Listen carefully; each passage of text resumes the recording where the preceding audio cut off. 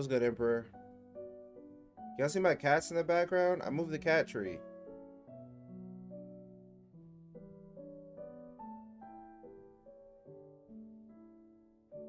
And I moved my camera. Oh, never mind. He got down. You like barely see him.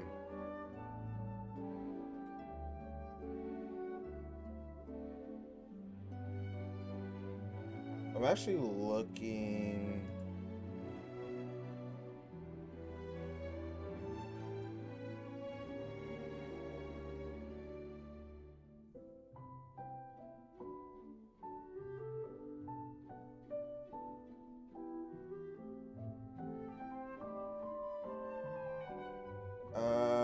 Give me 1 second.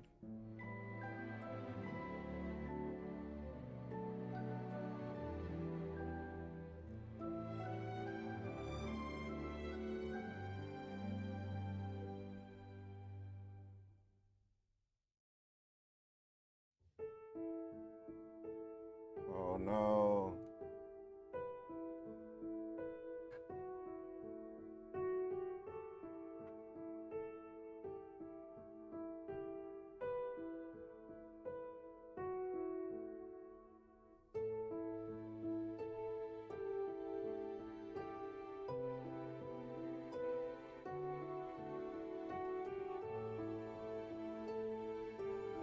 Okay.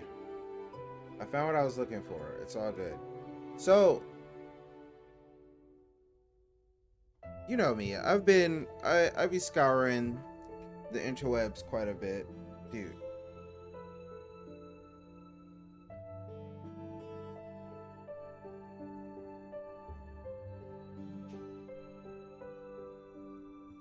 I be scouring the interwebs quite a bit, no? And hold on. Actually, I didn't do something.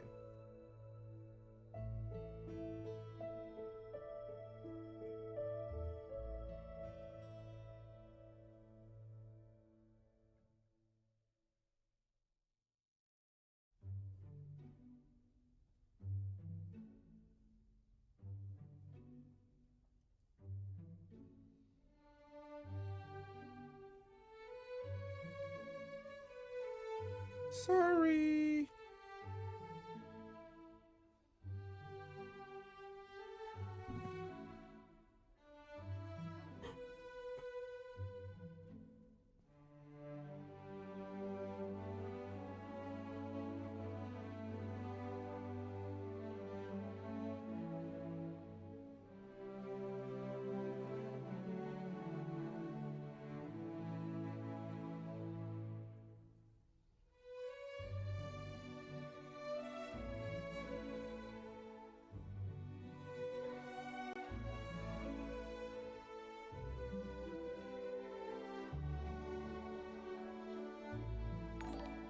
Okay. Wait, what? Oh, American. Oh, it's good, I'm on Blue. vacation finally. Are you on vacation? Bet. You know, you usually work in 96 hours a day, so. Thank you for the tier 3. Ah, tier 3. My goat. Okay, so. I was scouring YouTube, as per usual. As you can see, I watch a couple different types of YouTube content. And, I got some chess. I don't even know what this is. But I get recommendations, right? You see this recommendation over here? What's good, Jonesy? Bro, this music is mad loud in my ears. Is the music kind of overbearing or nah? But okay, so I get recommendations, and sometimes they're not always from like the most large channels. You cannot see my mouse. Here we go. It says 11 views. What is this? But you know, got some music, got some chess, got some Pokemon, like all that good stuff, right? Smash, of course. I was recommended this video by who's this? Needles. And I was like, oh, 22,000 views. Maybe this person's like a Smash content creator. I'm gonna see what this is about. So I checked. They have 4.6 and probably rising subs. Nice, nice. I was like, all right, I'm gonna watch this video and see what they think the main reason is that like makes the top Smash players win so often. 1 second.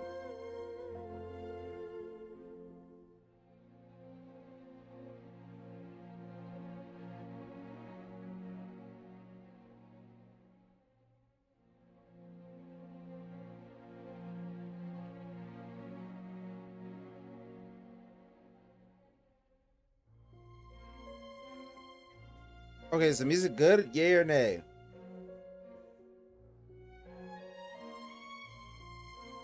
I lowered it a little bit. I didn't lower it like too much. Music is good? Perfect, perfect.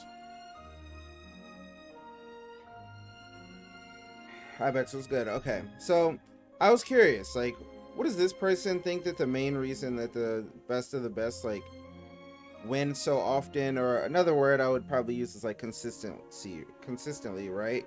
Like, why is it that these players are at the top? What makes them so consistent?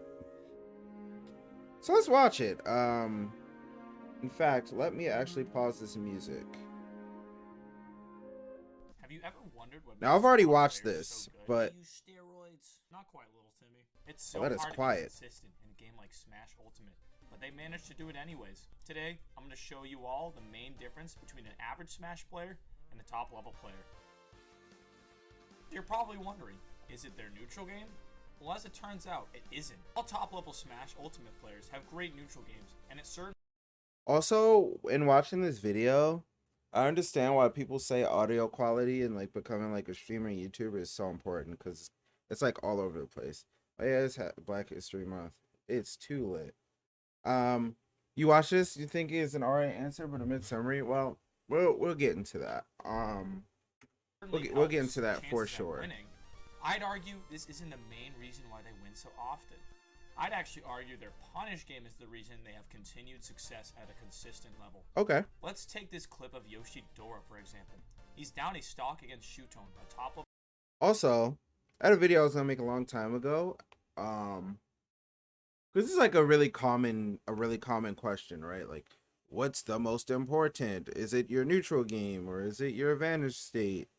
And those are normally the two that people think about. They don't really talk about disadvantage because it's like the most underappreciated, I would like to say, underappreciated part of Smash. Because you know, when you're playing neutral, you're like actively doing something. When you're in advantage, like you're actively doing something. But when you're in disadvantage, you're kind of like not really doing much. So people like can see the nuances of advantage and neutral a little bit better than they can see the nuances of disadvantage. But anyway, let's keep it.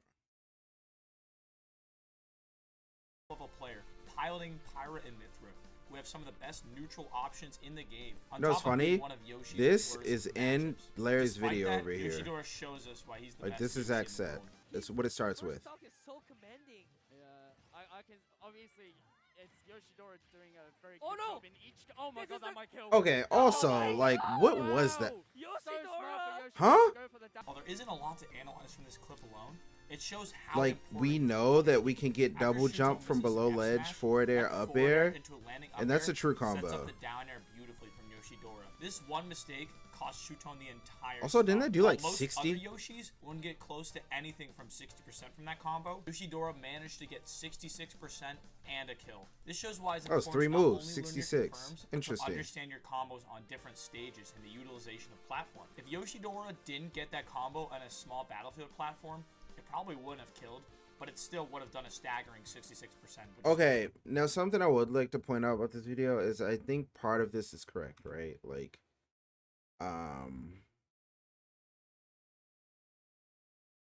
I don't think there are many Yoshis, if Platform, any, it probably wouldn't have killed, but it still would have done a staggering outside of 66% Yoshidora different stages in the that would utilization of have. platform. Where is If it? Yoshidora confirmed, well, That was most the first players- stock? Yeah.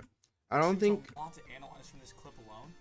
there's many Yoshis, if any, outside of Yoshidora that would capitalize on this forward smash by taking a stock. Like, the amount of knowledge was good. Banana bandana. I'm not calling you that. I'm only typing that. That's weird. What's good, bandana? like having the knowledge to like go for this punish is like it just requires a lot of game and character knowledge, right? Like it's not only knowing that from here at this specific double jump height, you can get the forward air spike and it will combo into up air, and you can get the landing up air so it'll combo into down air. Like, you, not only are you seeing like that far in advance, you also know like enough about Mithra, right? So if this were against like a different character like Jigglypuff, you would have to take a different route. So it's like knowing different routes for different characters. I'll give it up. I do think that like when you are playing Super Smash Brothers, there's a lot of times where you have opportunities to like push something as far as you can. Um and most players, like the best players, can push it really far. And but that's, I don't think that's like what makes them like completely broken, right? Like it's part of it, but I don't know if it's necessarily the most important part. But I will say this is absolutely an insane confirm. Like it, It I shows don't know. how important the punish game is. After Shuto misses an F smash, Because that forward and what's important to know, I think, is having a good punish game is not one to one with having a good advantage state. And usually like when I talk to people about advantage, like that's like the first thing they'll come up to, they'll say, right? Like, oh dang, like you see the way he punished us, and I'm like, right. So that was a combo, which is like a punish. Like Kazuya has an insane punish game. I mean, his combos. I mean, his advantage state is like decent. Like as a character, standalone character, without like bringing a player into it. As a character, Kazuya's like advantage state is like okay, but his punish game is insane, and those are two different things. And using this as like an example of like advantage state is really strange because this was actually just like Yoshidora being in disadvantage, Shuton like overcommitting, and then just reversing like with a huge punish. But I get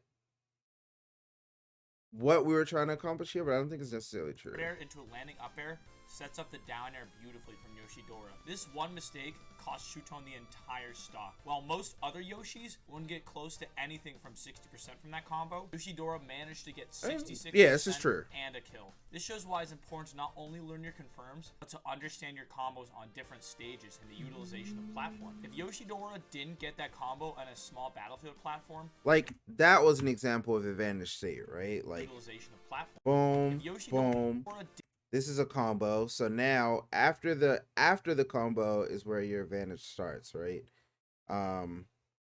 Because this started with what? To understand your combos. This just start with like a clean neutral win. Starts with a clean neutral win. We whiff punish the back air. We get our combo, and then we see the double jump burned, and this high nair. So we go low. We see the double jump burn, and we get a dash attack on the landing. Like that's a form of advantage state, like pushing your advantage. But the confirm that you got was not necessarily advantage. That's just it's just a combo you got from it. But it was interesting. Battlefield platform, it probably wouldn't have killed, but it still would have done a stat. And that's also a form of pushing your advantage. Like the double jump again into parry is a form of pushing your advantage. That tech chase was a form of pushing your advantage. Yoshi down air do 33%?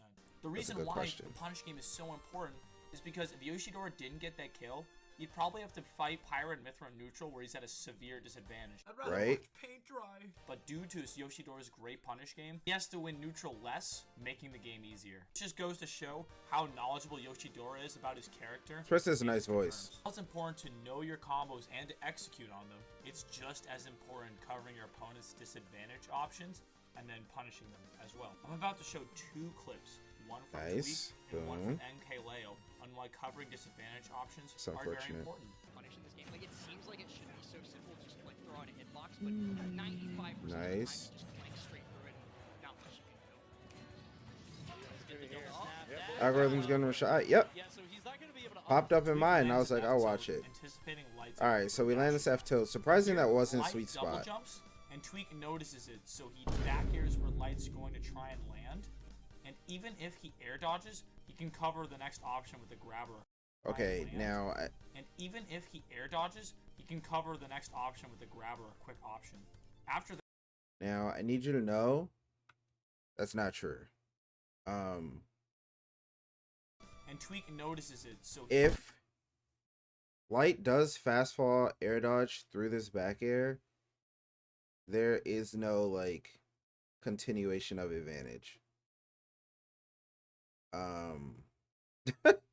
It just ends there. Like we wouldn't be able to get like a grab or like a quick option. Sephiroth doesn't even have quick options, but like a grab or a quick option, like it would just be, this is how we attempted to push our advantage through like seeing the double jump and covering the space that we're gonna land, and it ends there. Now what you could say is that you would still have the corner afterward, which is a completely different story, but you're not gonna like, it's not like you're frame trapping Fox here, like, because look at when the move ends. It's hit lag, blah, blah, blah, blah, blah.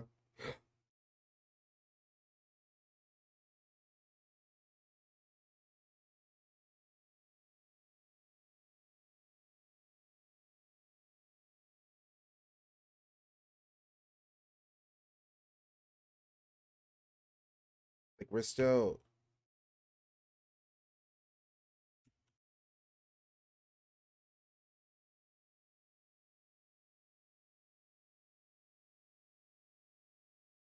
Like, we're still in lag. Like, we would have... Like, Fox would have been Light's landed. going to try and land.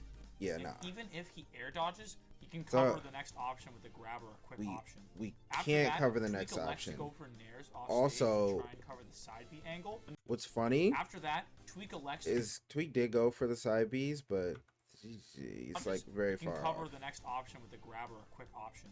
After that, Tweak elects to go for nairs off stage to try and cover the side B angle. But now Light is off once stage he went low, he's with dead. no jump and only an up B left, meaning he has to go into Tweak's counter, giving him the free stock. With good resource awareness and option coverage, Tweak manages to take a stock that many other Sephiroth players wouldn't capitalize on. His hitboxes are larger than Texas. Most players don't take advantage of when a character burns their double jump. Their options are so much more limited. It sets up for easy combos and edge guards that didn't exist before. So be sure to keep track of when they double jump and how they air dodge off stage. Okay, you know what's funny is the next video that we're gonna watch relates to this.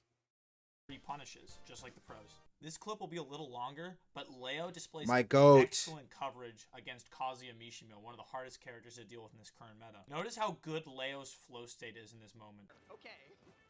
Alright, he's got to get him off stage and keep him off there. Ooh, ooh, ooh, ooh, ooh! You almost died.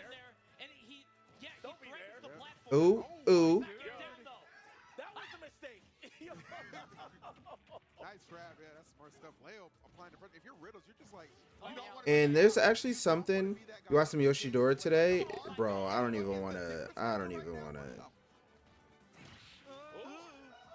Bro, don't want Lucina, right? Because. Rage on deck, he's just dominating. Okay. Now here's Notice how Riddles burns his double jump and knows he's in trouble and goes for the new. here's something that I want to preface before we go into this. Yeah, I watched some of it. It's a hilarious video. I was watching earlier. Most of the time when I watch players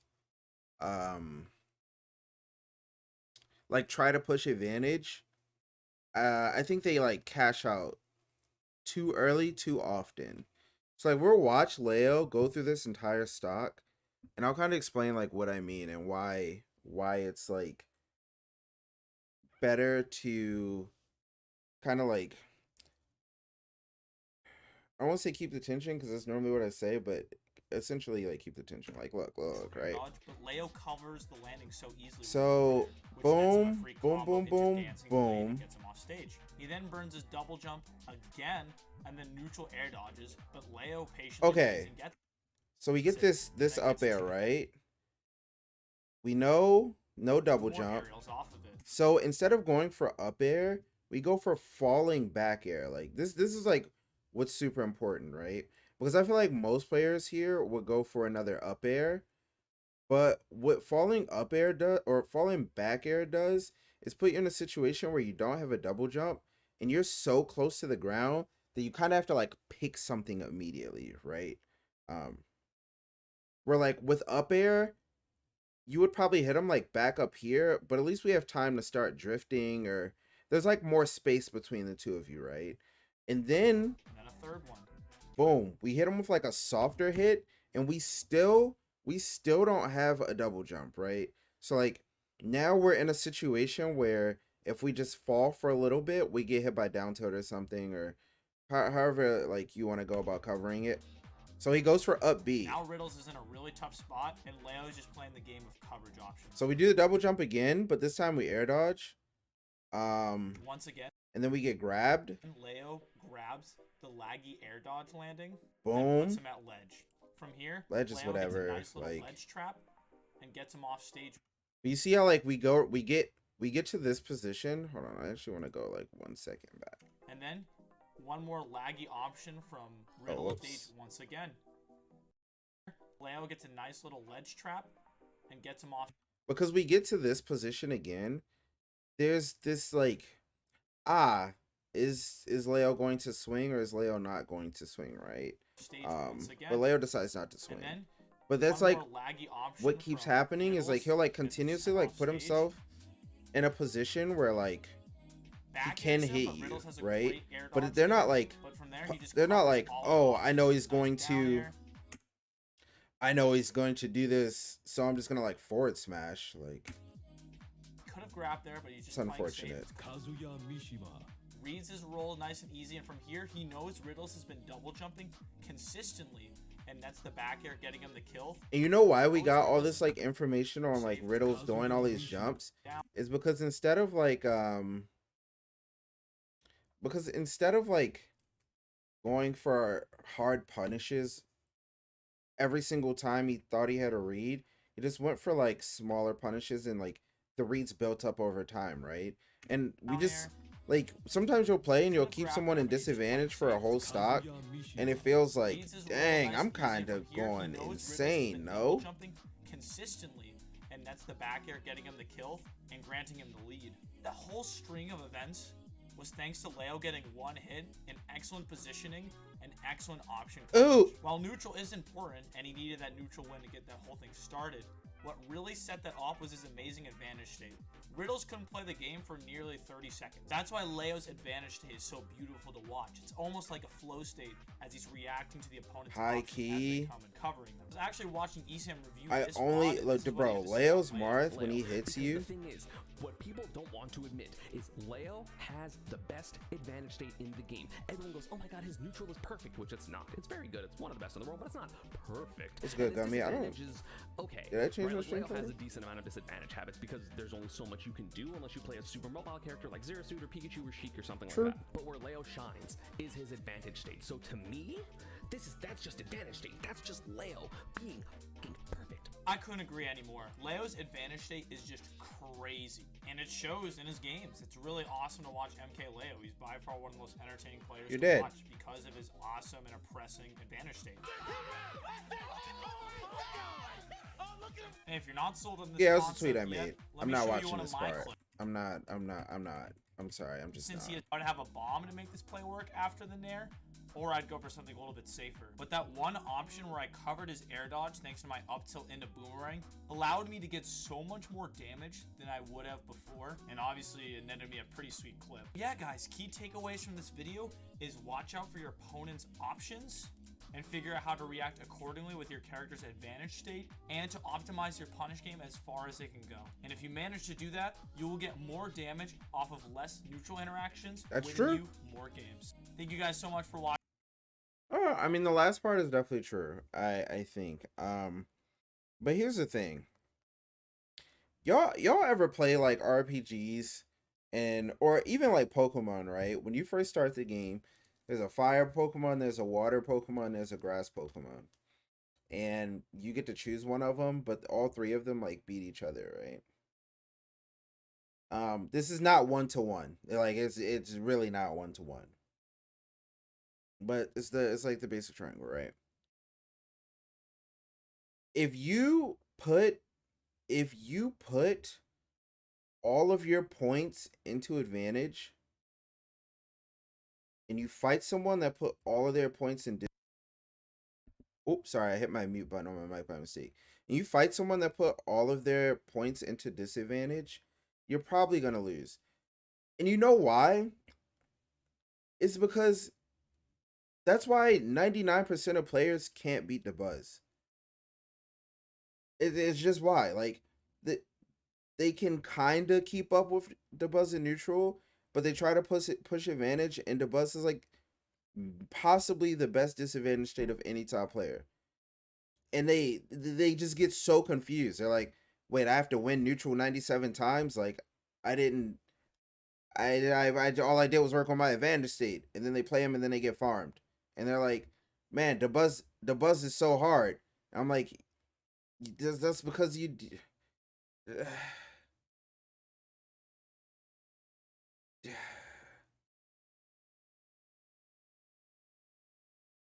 But if the Buzz were to fight someone who's like a super neutral monster, um, and their advantage state is like okay, it doesn't matter because realistically, they're probably gonna just win neutral enough times to beat them. Now, that's not necessarily how it works because obviously all the states of the game happen all the time. Like they cycle. But when and that's why I think there's no necessarily like one right answer to this, right? Like in order to be the best, you have to be at least pretty good at all of them. Some people think advantage is the best, like Justice thinks advantage is the best, but I think it's like you have to have a combination of 2 out of the 3 in order to be the best. Whatever it is what it is. Like um but like the Buzz is obviously like a neutral disadvantage monster, right? Like and that's fine. His advantage state is like okay. Vertically, if he's on Rosalina, like it's pretty strong. Uh, I mean, that's it though, right? Like, but first you have to beat the Buzz in neutral. Then after you beat the Buzz in neutral, you have to make your hit count against the Buzz. Like, so you're like working mad hard to win neutral. You finally get a win. You're like, it's time. I put all these stats in my advantage, and then you don't get a hit, and you're like, wait, I gotta win neutral again. Like, what? Oh, it sucks. Like, and that's usually how the Buzz like whittles people down, right? Like he just hits you once, does like okay an advantage. He might hit you twice, goes back to neutral. Good luck. Got to do it again. And then you hit the Buzz, and you're trying to like track his drift. You can't track his drift. You're trying to get his air dodge timings down. You can't. You don't know when he's gonna press a button or not. You don't know when he's going to ledge. You don't know if he's going above stage. Like you're just struggling. Like you can't figure out his ledge options. You just man, how do I get damage on this guy? All right, back to neutral. Um so I understand definitely with this video. I actually think it's a really good video. Y'all should definitely check this person out. They have other videos. Like they have what video is this? I watched this video too. It was pretty good, but I didn't watch the rest of them. But this video is pretty good. And um yeah, I don't know. I just when people are like, bro, if you have a good advantage state, you win. I'm like, that's not even true. And then people will bring up like Luigi or Kazuya, and I'm like, that is not how that works. That that is not how that works. Yeah, I don't know what this is. Like I just look, I'm just here to say they got Have you at ever least wondered one what or makes two top decent players videos. Why don't I play Sora anymore? I play Sora for fun. I don't know. I just play characters. Like, yeah, like if you say, bam, But Luigi's advantage state, I'm like, it's really not that good. But Luigi on hit is insane, and those are different. But there's a part in this video. Was it during the Yoshi part? Was it during the light part?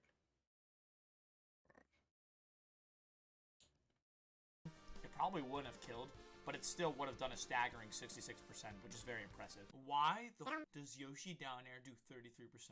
The reason why the punish game is so important is because if Yoshidora didn't get that kill, he'd probably have to fight Pyra and Mithra in neutral where he's at a severe disadvantage. I'd rather watch paint dry. But due to Yoshidora's great punish game, he has to win neutral less, making the game easier. It just goes to show how knowledgeable Yoshidora is about his character and his confirms. While it's important to know your combos and to execute on them, it's just as important covering your opponent's disadvantage options and then punishing them as well. I'm about to show 2 clips. Right. One. Okay. So I was here. I was in the stream the other day, but I wasn't like really paying attention. But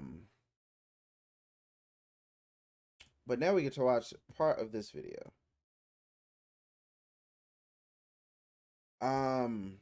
Tweak was like streaming Metafy the other day, and I really just opened Steam by mistake. Whoops. Updating Steam. Oh joy. So the guy in the other video mentioned like how you need to keep track of like your opponent's disadvantage options and like the resources that they're using. And I was watching this Tweak video because I wanted to see what he was saying to people, which is not really much different than what I was gonna say most people, but I guess I would say I say to people. But I'll watch the beginning. Hello, this is Oscar. Hey, how's it going? Hey, Tweak, thanks so much for taking my my session. Appreciate it. Yeah, no problem. Is there anything you'd like yep. to chat about before we get into it, or would you prefer to get into some games and go from there? Yeah, I'd say start with. Alright, this part isn't important. Yeah, just a heads up. I'm like, just want to get better, so. Sounds good. Yeah, I'm sure I could try my best to help. Now, we haven't seen any interactions up until this point, right? Like, it kind of just cuts here. But,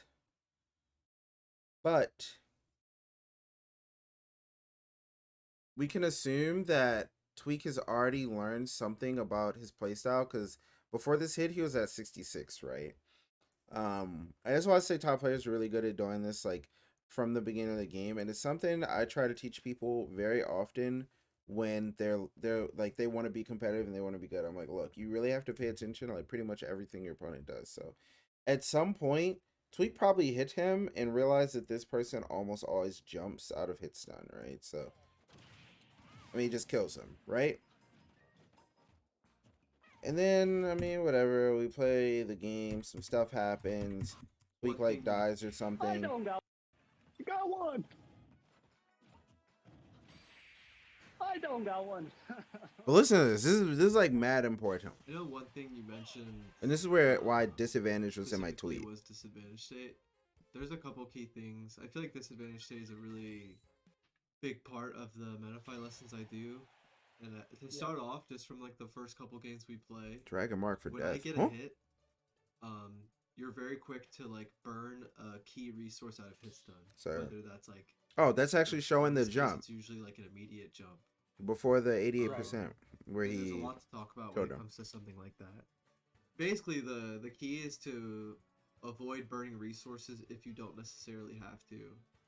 So a perspective I really try to push when it comes to these lessons is making your opponent work as hard as possible for their hits, rather than like guessing or just like wasting resources.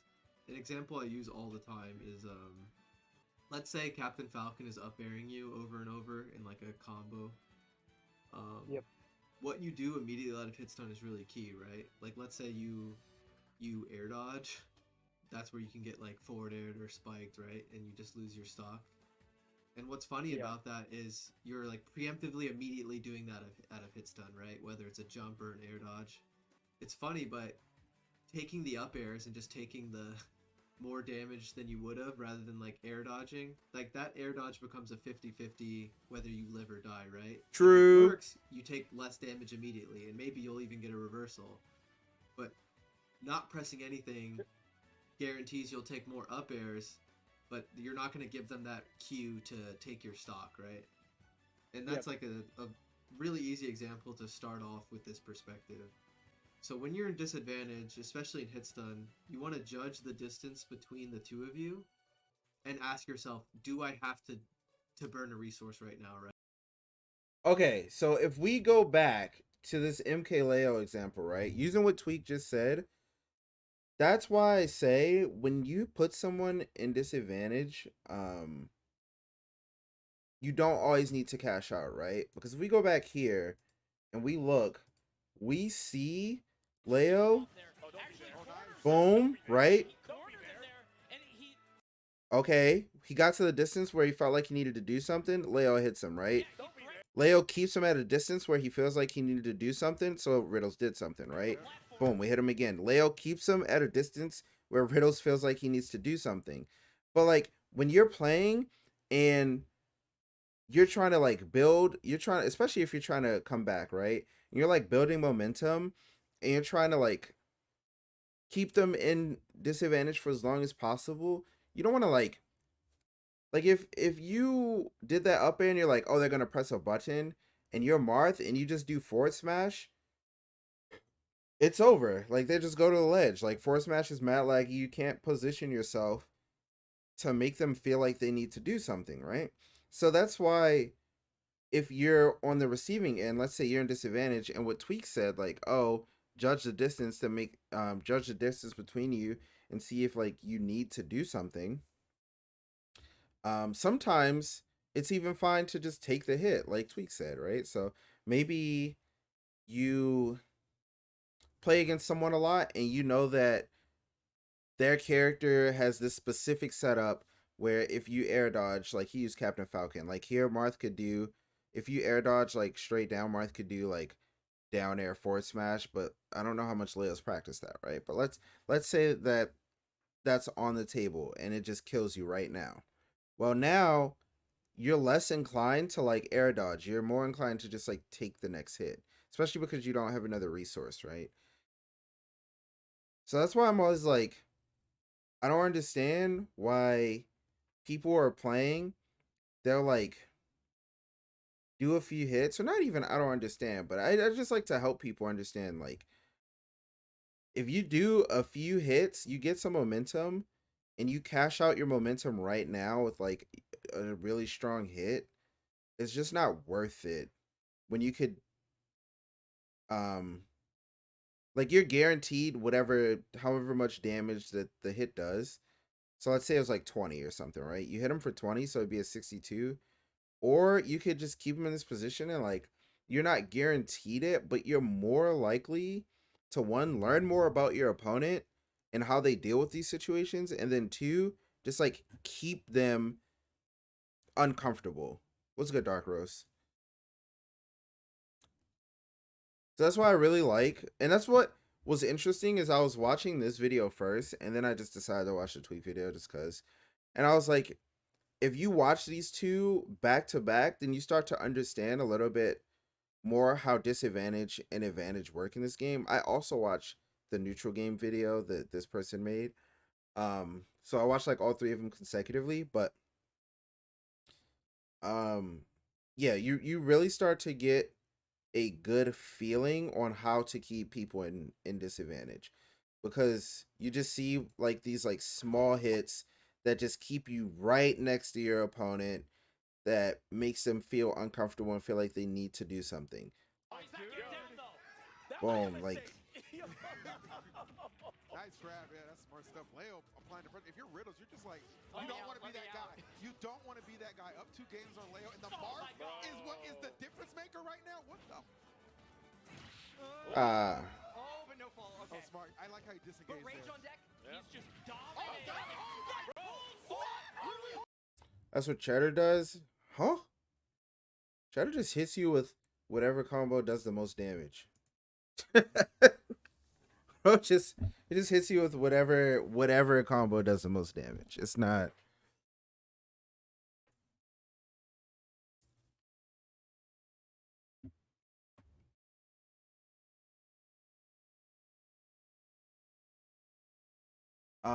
But yeah. So we run it. We run back here, right? We run back here, right? Right? Because the longer you have those resources, the easier it will be to navigate yourself in disadvantage. True. But if you use one of your jumps or if you use your air dodge, it becomes a lot easier for not only for your opponent to get valuable hits, but also just track you, like when you're drifting in the air or whatever it may be.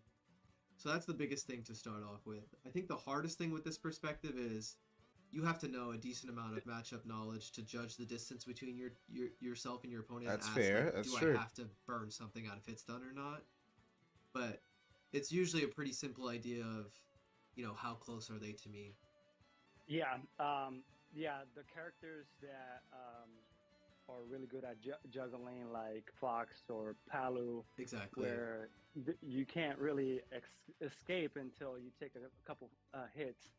And for me, it's really being cognizant of where that opportunity is, right? Like, is Yeah.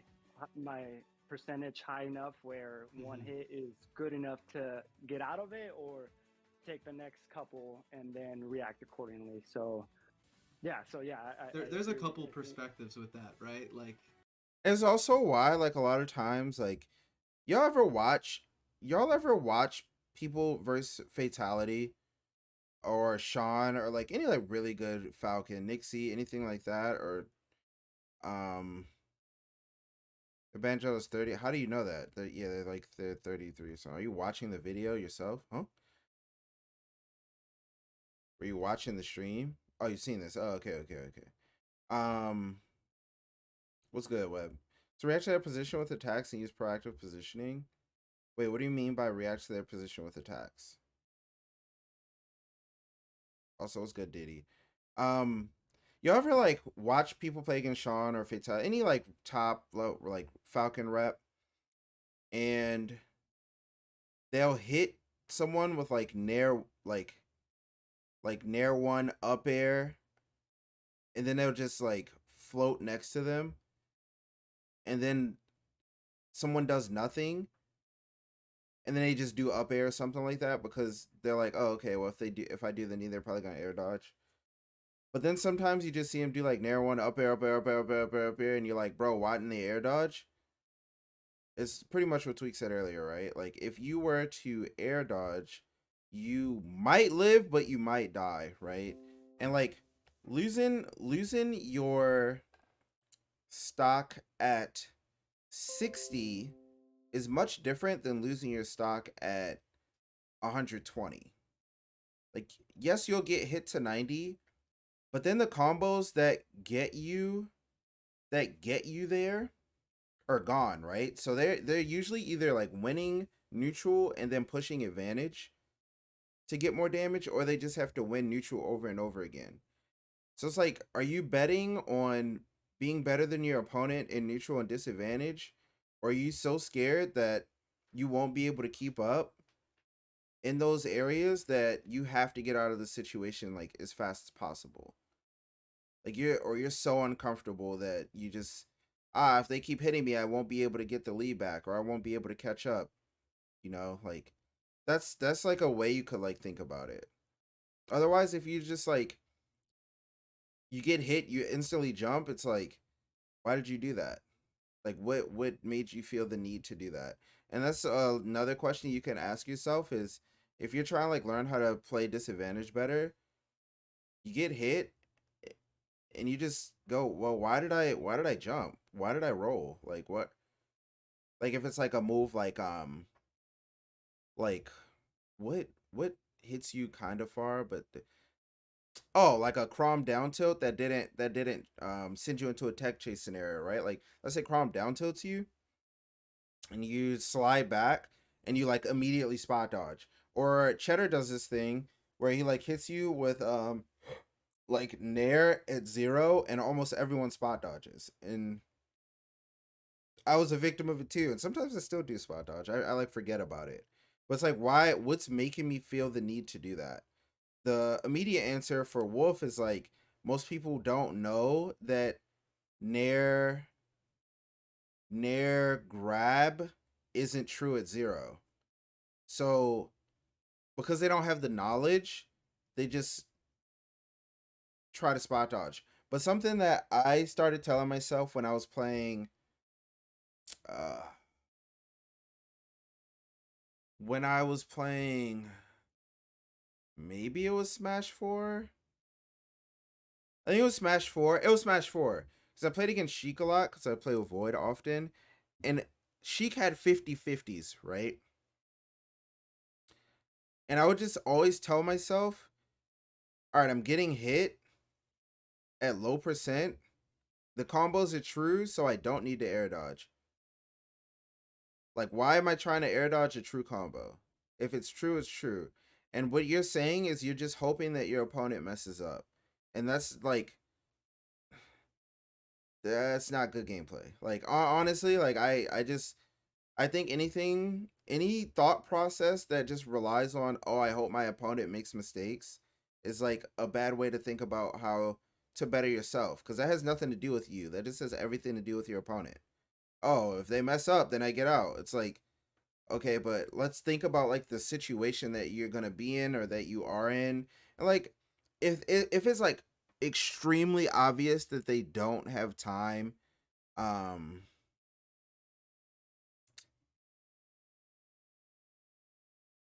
if they like don't have time, yeah, like when people do like neutral get up spot dodge, like I'm like, bro, like I hate that. Like you're legitimately just saying I don't know what to do. I'm just gonna do neutral get up and spot dodge and hope you mess up.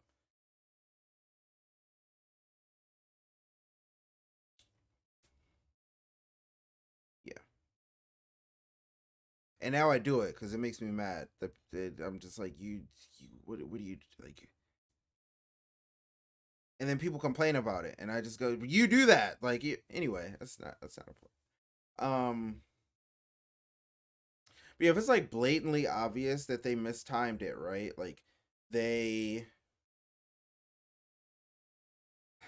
we'll just use Wolf. Like Wolf landed the forward air, and like didn't immediately start moving afterward at like 50. More likely than not, they're not gonna land their next hit, right? Um, so you can like maybe go for an air dodge, but even then, like if you're playing against someone good, if you do that air dodge after that forward air, they might actually just use that against you. Like, oh, well, they're gonna air dodge when I hit them with forward air and I'm like a little late to move. No, so just be careful of like feeling like you immediately need to do something every time you get hit. Bro, is this something you've been thinking about when you get hit? You feel like you gotta make your opponent prove to me that you need to be scared? Yeah, for sure. I mean, that's like every aspect of the game, right? Like, Going back to where we started with like taking specific hits that guarantee survival, even though it's taking more damage, rather than taking that 50-50 of no damage or death, right? Like, Right. you want to avoid those, especially. It's not that they're not going to happen, but you don't want that to be the focal point of your disadvantage, right? That goes against the perspective of making them work for it, right? Like you're just boiling it down to like a really simple game of lose your stock or keep your stock. Yep. And yeah, I like what you're saying. Like with Palu or Fox, like that kind of helps me transition into another disadvantage, like key thing I like to talk about, which is changing the phase of disadvantage, right? Because a big thing with Smash Ultimate, and with disadvantage in general, is players like to play the disadvantage state really fast, right? Out of hit stun, they're jumping, they're air dodging, they're very likely even landing on top of their opponent, right? They're trying to like, not only are they trying to get out of disadvantage as fast as possible, they're trying to make up for that lost damage too, right? They want to get out Right. and they want to hit their opponent for hitting them. So they're not really changing the face of disadvantage, right? They're gonna land on top of their opponent, so they're doing the dirty work for them. The opponent doesn't have to juggle them or chase them. So like landing on different platforms, landing in the corner, even retreating to the ledge. It's not like this is the right or wrong answer to getting out of disadvantage, but you're really bless. testing your opponent in different ways, right? How do they approach this situation? How do they platform pressure? How do they pressure a cornered opponent? How do they ledge trap? And it's not like this is, like I said, it's not like it's right or wrong, but you're getting a lot of data for future interactions, and you might find a hole in your opponent's gameplay that will lead to it being a consistent way of escaping. And a lot of players are so scared of being in that spot that they don't have the discipline to have that patience to consciously even think of it like that. So, for example, I'll give y'all an example, right? So, I've been playing a lot of Sephiroth recently. And even when I played Mimic recently, I was kind of running into this issue. When I am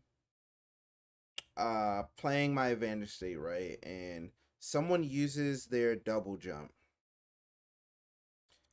when they get, let's say, like, there's a platform here, and I'm like under the platform, and the corner's right here, right? If they use their double jump, I've been having a really hard time recently dealing with directional air dodge. Or like land right in front of me, directional air dodge. And it's because with Sephiroth specifically, you only get like one chance, right? Like the moves last really long. Or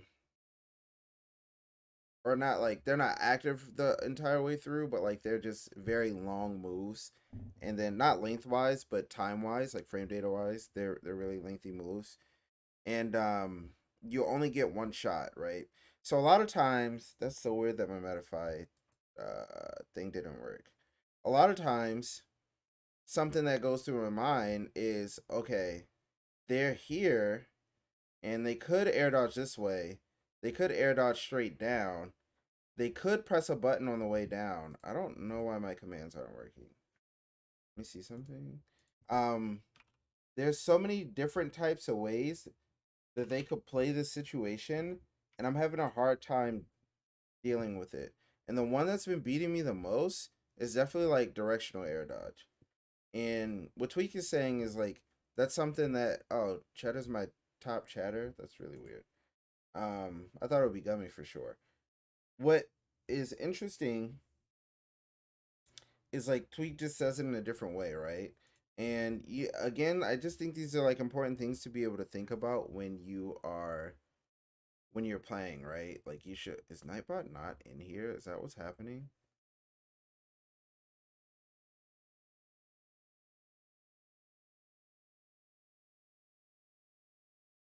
Mod you? Are you gonna mod? I'll VIP you. I'm not gonna mod you.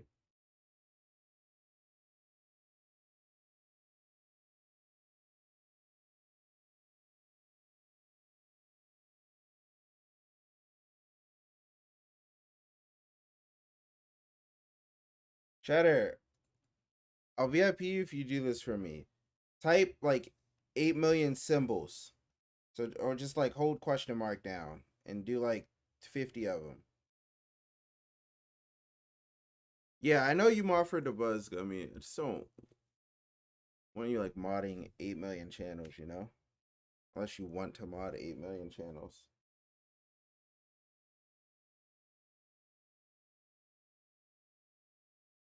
I'm not VIP in Cheddar. He didn't type 80 question marks. If the 80 question marks go through, that means Nightbot's dead right now.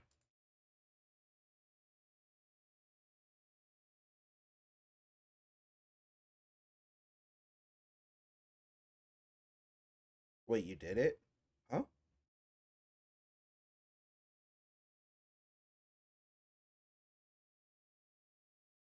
Wait, what? Bro, I don't even remember how to invite Nightbot. All right, that's not important. I'll deal with it later. I'll deal with it later.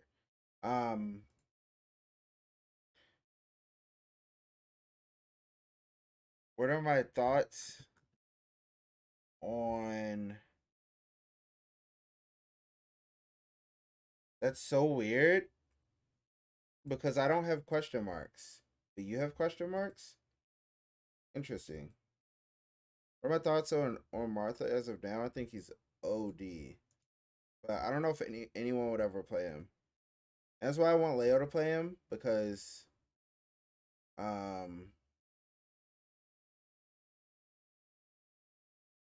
think if he puts a lot of time into Marth, it will be shown. Also, are you playing Catan? Is that Catan?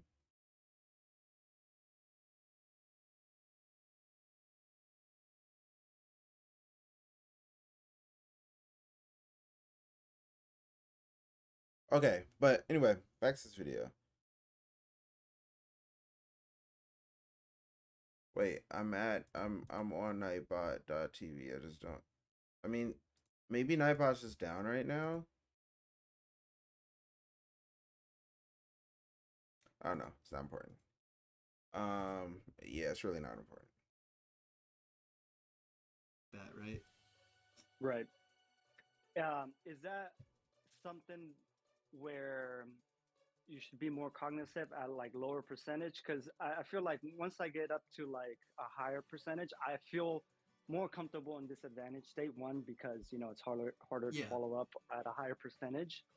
Yeah, at a higher percentage for me is like I even become more comfortable because there's I know they can't kill me as easy from those follow-ups, if that makes sense. But Yeah. Basically, it all comes down to where I started with the fact that you were using your resources really quickly out of hit stun. The more often you do this, the harder it is to play with the idea of collecting data on how your opponent likes to play an advantage, right? True. Because you just don't have tools to put them to the test and like change the phase of your disadvantage. And that's the reason why I guess I started saying this in the first place. And another like core concept that I talk about in my Metafy lessons is how similar winning and losing is in this game. Like, for example, like it requires like very similar skill sets to hold a lead or to bring a game back from a deficit. For example, if you change the phase of your disadvantage, right? You're getting juggled and you're like, okay, I'm gonna land in the corner. Here you go, Gummy. And you're really testing your opponent's patience, right? Because even though you're cornered, your opponent has the privilege of they have all the stage to work with.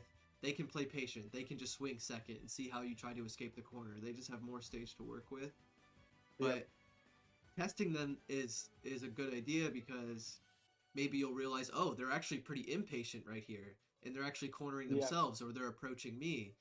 And even though they're in such an advantageous position, a lot of players play their disadvantage so fast that they might not really test their opponent and even give themselves a chance to notice these flaws in their play. And it's funny because if they're in a losing position, a lot of players are in the mindset of, oh, I'm losing, I have to approach, I have to do X or Y because I'm losing. And there's a lot of truth to that. But since there's 7 minutes on the clock, there's actually a lot more to work with, and there's a lot more to test your opponent on. Holding a lead or bringing a game back from a deficit are, two sides of the same coin, essentially, is what I'm getting at. Yep. Okay. I don't know if you see one of my further notes, but you kind of touched on it, is dealing with patient players, at least like Well, recently, Cheddar. This is for you. Going to playing with friends or somewhere or on that same level. I struggle where with patient players where I have to be more cognizant of my mix-ups or not being so aggressive because I know they're waiting for me to attack or me to mess up, and then they'll follow through, right? So patient players are are something that I'm trying to like fight against, to be I don't know, just be as patient as them, or finding a way to like bait and punish their kind of patient gameplay, if that makes sense. Yeah, there's actually a lot to talk about when it comes to like this patient play you're talking about. So I'm actually going to start up a game and like maybe I can like position myself and visualize a couple like key ideas. So one thing with Smash Ultimate that I just notice a lot when I'm watching the game is a lot of the core mechanics, I think, I like to say, trick players into playing in a specific pacing or What's good, playing a Natra? certain way. So first thing is, if you're playing against a patient player, right, they're going to try to swing second, and they're going to position themselves preemptively, and they're always going to be like a step ahead of someone who's like playing at a consistent like pacing or like swinging a lot, right? So a situation I like to talk about a lot, it's not as applicable with Cloud, but we can it can be pretty easy to describe regardless. So if we're like shield to shield, right? Like let's say I'm Sephiroth and I do a back air out of shield, right? Like a lot of players are probably going to do something like that, right? They're throwing out a hitbox while repositioning because they're a sword character. Makes complete sense. But let's say when we're shield to shield and I do the Sephiroth back air and you inch forward like you did right there. Yep. We're essentially back to where we started, right? Or if anything, I'm getting punished. So an interesting idea with Smash in general is to try to avoid these situations and take what I like to call like small victories, right? Like let's say I, instead of like throwing out a hitbox here, I just did like a defensive slingshot, right? So now not only am I repositioning that's more favorable for my sword character, I'm also collecting data to see if you were like repositioning yourself, right? Like are you inching forward? Are you staying stationary? Are you retreating? Because those like scrappy like shield to shield scenarios are so common, right? Because Smash Ultimate has a lot of low end lag. Shield grab is a lot slower than it was in the previous game. So you're gonna find yourself scrapping, and like it's like no one is really winning, right? It eventually just comes down to like a guessing game, right? Like who gets the hit. The old coin flip. So one thing that I know, that I like when you play a character for a long time, you definitely just start to develop habits. Like you can't help it, right?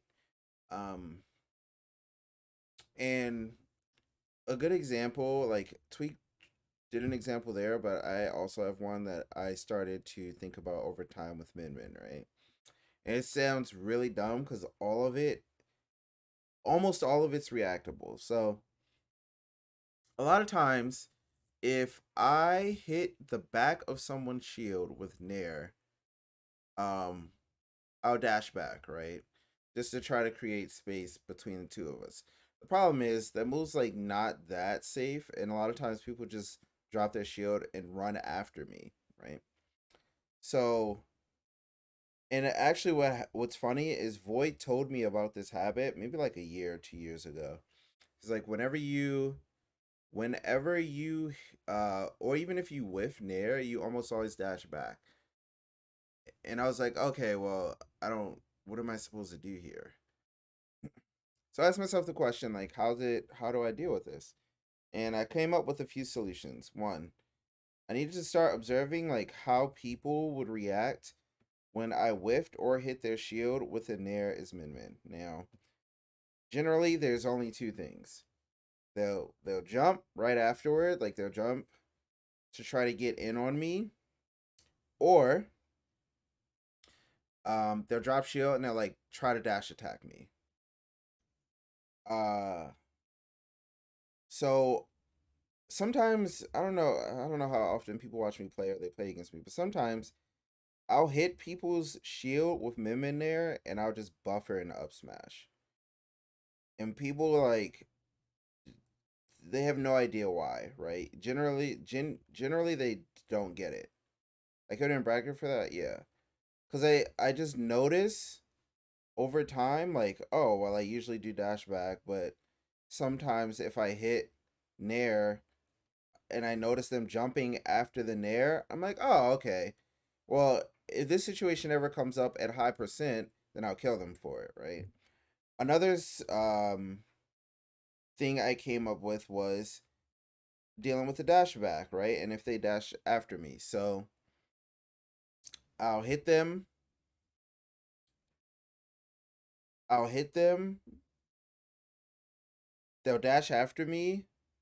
And then I will dash attack into them.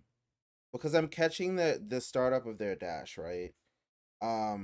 It works with up smash too, but the up smash is more so for people who jump a lot.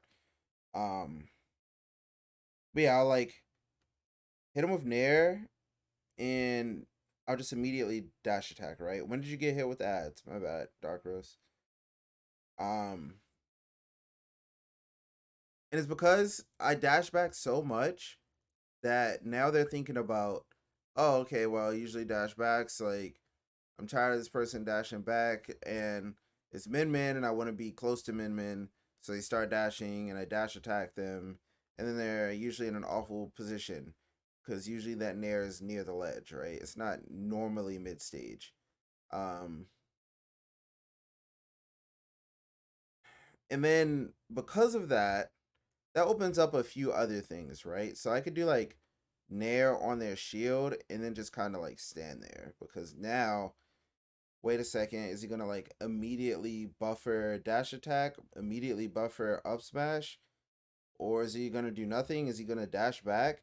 And that's how like even options that seem like absolutely awful or like absolutely like what the heck you're just mashing or you're not really thinking about what's happening, like they can turn into good options.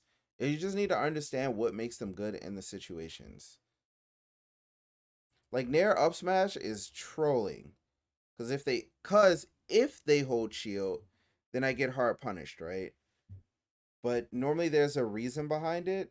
And if you can like put reason behind the options that you choose, then you can come up with like situations or like you can come up like with better solutions to your situations. You know? Yeah. And the hardest thing about that is, like, what did you learn for next time, right? In reality, like, really nothing. And it makes it hard to, like, beat those patient players that are just going to take a step back to, step out of that zone, and they're just going to hit you over and over for, like, playing into the game's core mechanics, right? Right. So, is up smash a random mix small things after gathering the information? I almost never do like nair up smash that are more favorable for you when the match starts. Are a really big deal rather than sometimes throwing out that hitbox, right? Because it puts you in so much lag that it might just the scenario might just play itself out again, and you're really missing out on collecting that data on how to really get into that patient player's head. I kind of like to call it the art of nothing. Especially when I'm like, because I do a lot of lessons with Sephiroth players, and a lot of his moves are really slow, so you really start to find the value of just simple positioning, right, without even pressing buttons. And this can apply to everyone, but it's just a lot easier with like some of these sword characters, especially Sephiroth. But for example, going back to where I suggested like just retreating and jumping away rather than pressing a button, that moment is so key, right? Like let's say you continue to shield.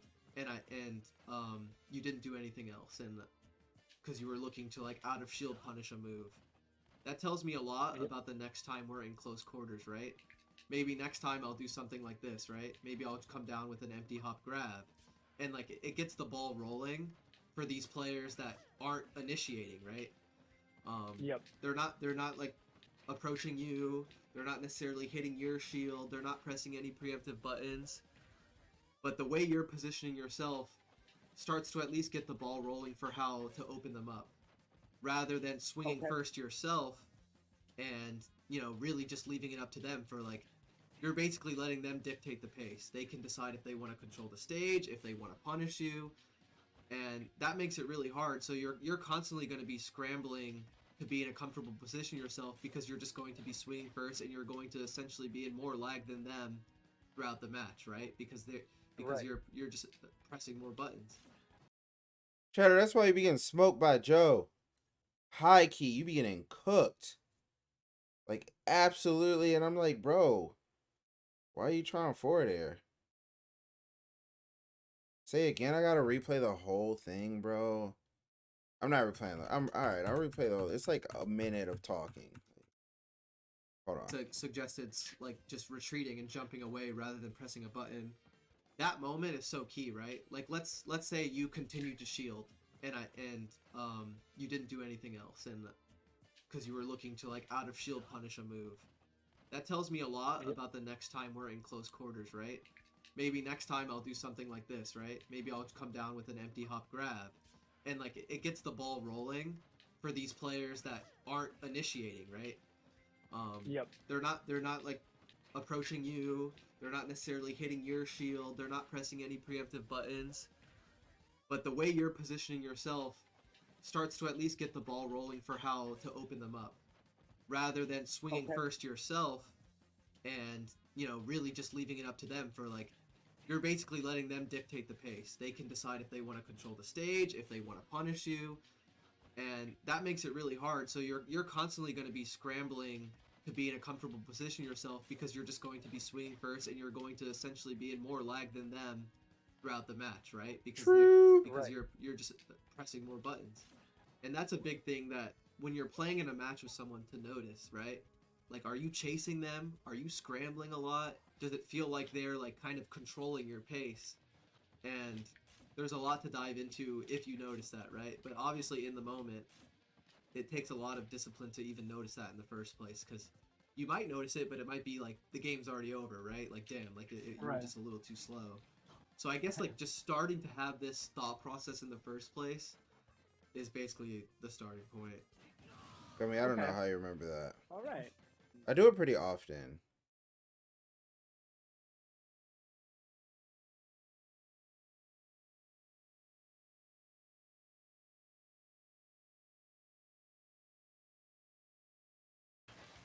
Looking for a gun edge guard into a bear, not going to quite get it.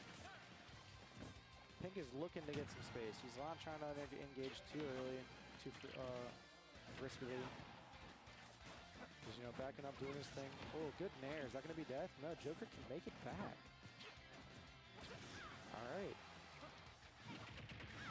Kami continuing his advantage pressure. Minmin's so funny. Oh, that bear barely whiffing. Pink gonna slide right under it. I don't. You dashed. The up smash is gonna take the stock. It's lit.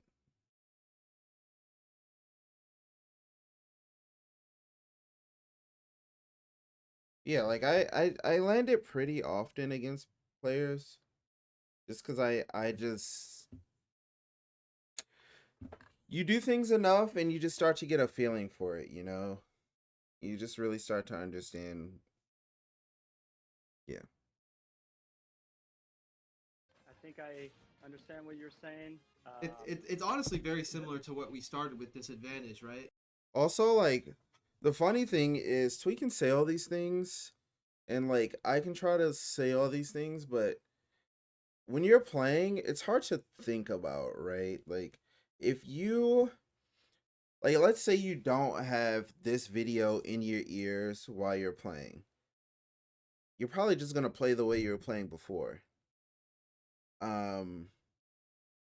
That's why I suggest people like who really want to learn, like when they're practicing, like go into practice with like one thing you really want to work on. So let's say you really want to work on like, oh, I can't get off the ledge, like, but I've been listening to a few things, a few suggestions of how to get off the ledge, or I I thought of a few ideas, like write it down and then just have it like in front of you to remind you, like, okay, I'm not gonna do the same thing I always do every time that I'm on the ledge, right? I'm really gonna sit here.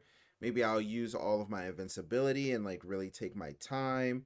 Maybe I'll immediately do an option, and then whenever I immediately do an option, maybe it's something different at each time. And then whenever I take my time, maybe it's the same thing each time. And then see if you're getting hit for doing the same thing when you wait all the time, right? And then you go, okay, well, maybe since I'm doing this when I wait, they're expecting this, right? So now I can like open up my ledge options a little bit because I'm waiting. And now when you when you're on the ledge the next time, it's okay, well, when they're immediately doing something, it's always something different.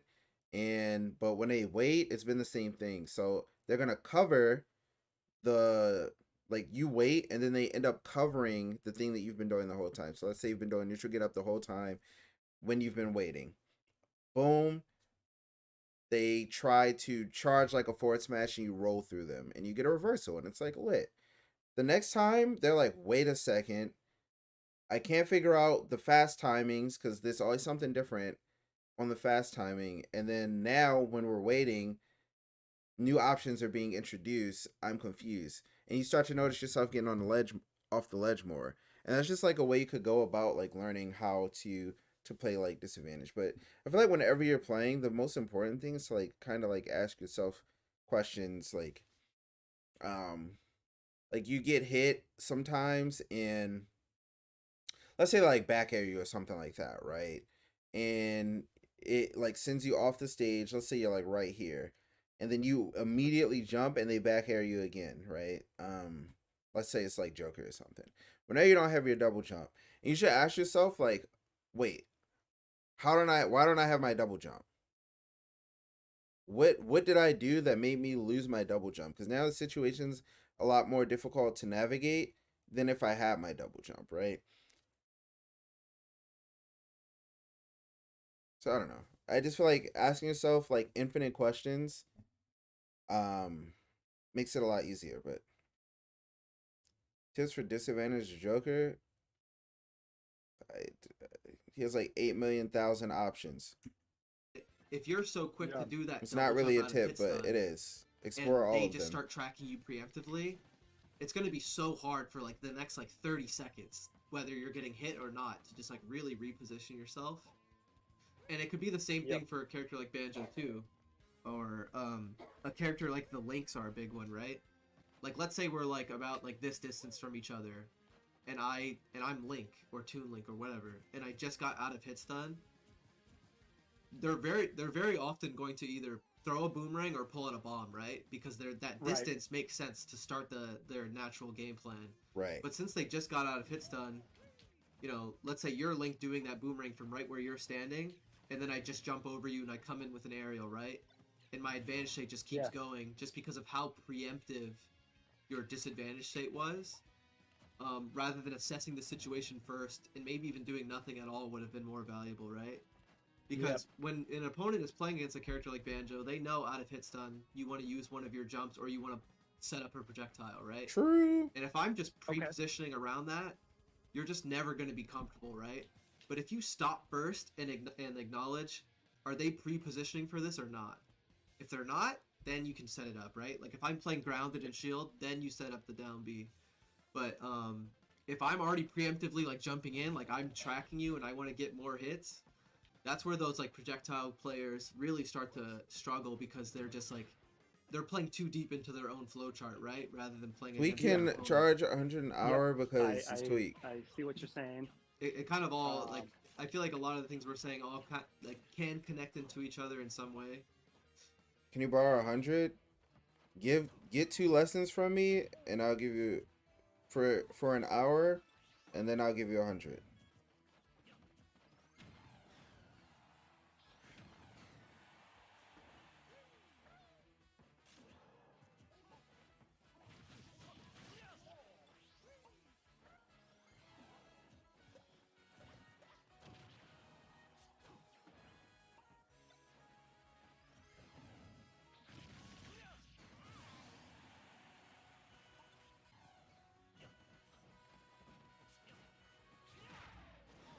That doesn't kill.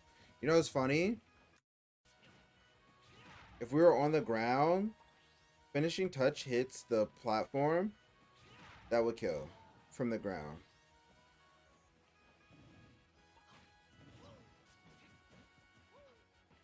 Banjo up air, the worst move in the game? Absolutely not.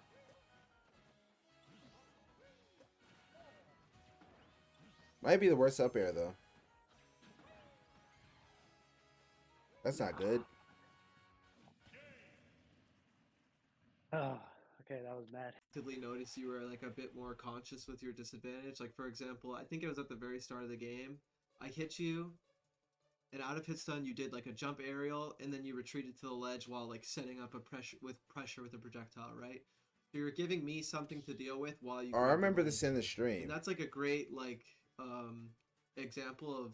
Well, max up air might be better than there's so many variables as to why it's effective, right? Not only are you resetting, disengaging, and like patiently accepting the fact it's just on little map. You're giving me something to work with, like shield or like grab or get hit by the grenade, like while you're grabbing ledge, and it might even give you a cue to get up, and that's a great. Dude, if Little Max up air was on almost any character in the game, it would be kind of OD. I'm not gonna hold you. Like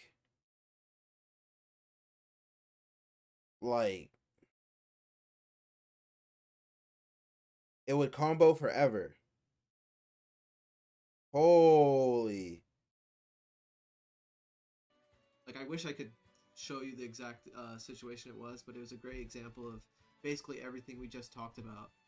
Yep. And something I want to mention that it's very similar to what I was saying about how similar being in a winning position and a losing position is in this game. I actually want to talk about your decision making while I'm on the ledge rather than you are on the ledge. Maybe I can go into another game and like visualize a couple things. Yeah, no, up to don't do like break shields So or something. essentially, when I grab the ledge in these situations, I'm just trying to make the most of my ledge invincibility, right? And during this ledge invincibility, I just want to watch my opponent and see how they're approaching the situation, right? Because you can see a lot of intent with your opponent's positioning and or like what preemptive moves they're throwing out while you're in this spot. Okay, so you know what's really interesting?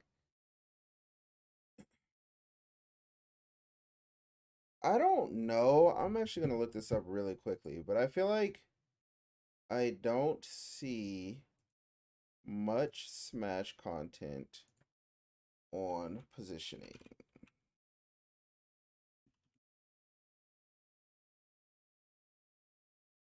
One, two, three, maybe four, maybe five, six.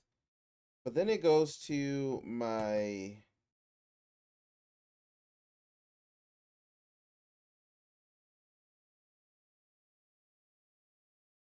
Fatality dropped a video. I'm down to watch this in a moment. Because this is 1 day ago. What's up? And the clickbait title is nice. So I'm down to watch in a second. But I feel like there's not enough content from players that really, really talk about how important where you position yourself is becomes a factor, not with just like spacing or staying safe or whatever, but also like, yeah, the retirement video. Well, I'm down to watch it. I'm down. Don't no spoilers, no spoilers, no spoilers. I'm just down to watch it. But like a lot of times, uh, it just tells you so much about a player, the way they like to position themselves after every interaction, before every interaction. Uh, you can just learn so much about like the way that they maybe even think about the game. But I don't know. I'll figure something out with that. So, for example, I was on the ledge, kind of just sitting, watching a couple times, and you like threw out a grenade, and then you like, or you like shielded, or you air dodge, and like you would do like 2 or 3 moves. So the preemptivity of that basically just gives me a cue to pick an option that beats that, right? Yeah. Like, oh, while you're air dodging or like catching the grenade or deploying the grenade. That was good, Tyroy. So I think aerial drift spacing is a huge reason Kamume succeeds with Sora. That's part of it. And most ultimate players just can't play a floaty character.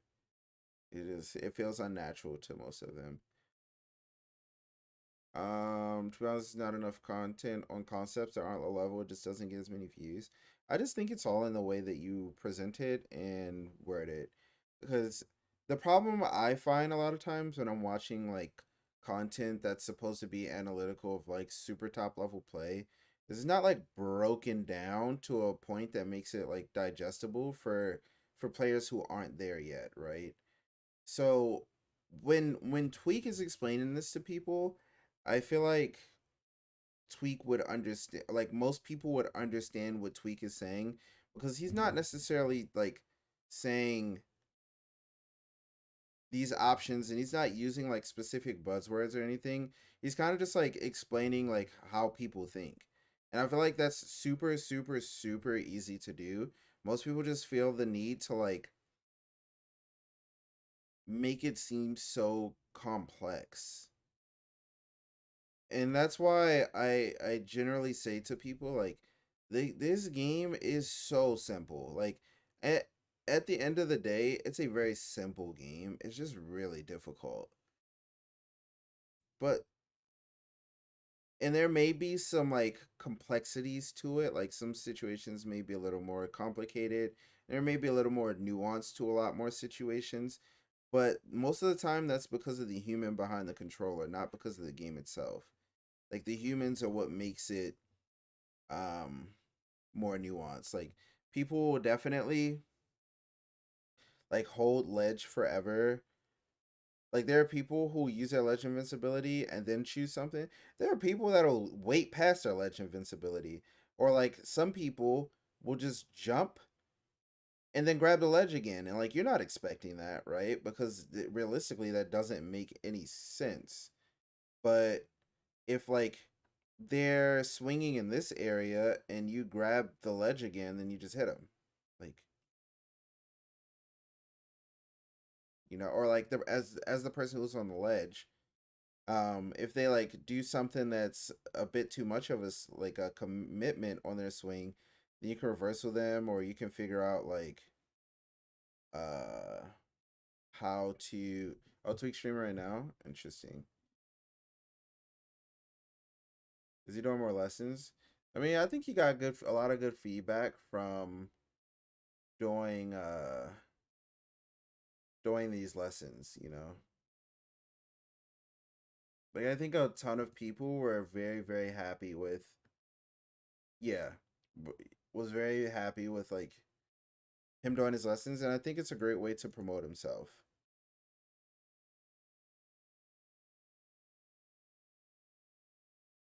Cause I mean, I've listened to and seen a lot of Metafy lessons. I think sometimes they can be a little rough for a lot of people to understand, and it can be really hard for. Sometimes it also seems like a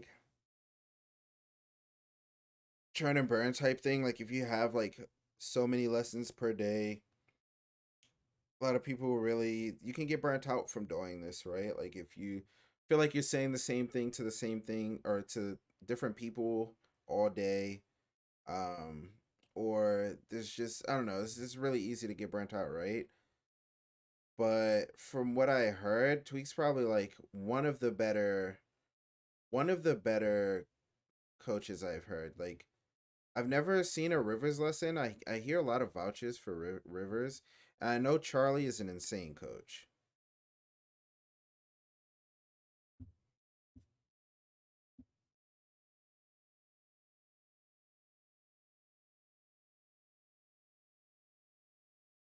CDK, yeah. I just wish but with coaching, like one thing you gotta remember is not everyone's teaching style like meshes with everyone, right? And like you really what's good, what's good. You really gotta you really gotta feel out the person you're having a metafile lesson with. That's why a lot of times, like, I tell people, I say, hey, look, oh, I meant to do this. I gotta make a note. Because I want, I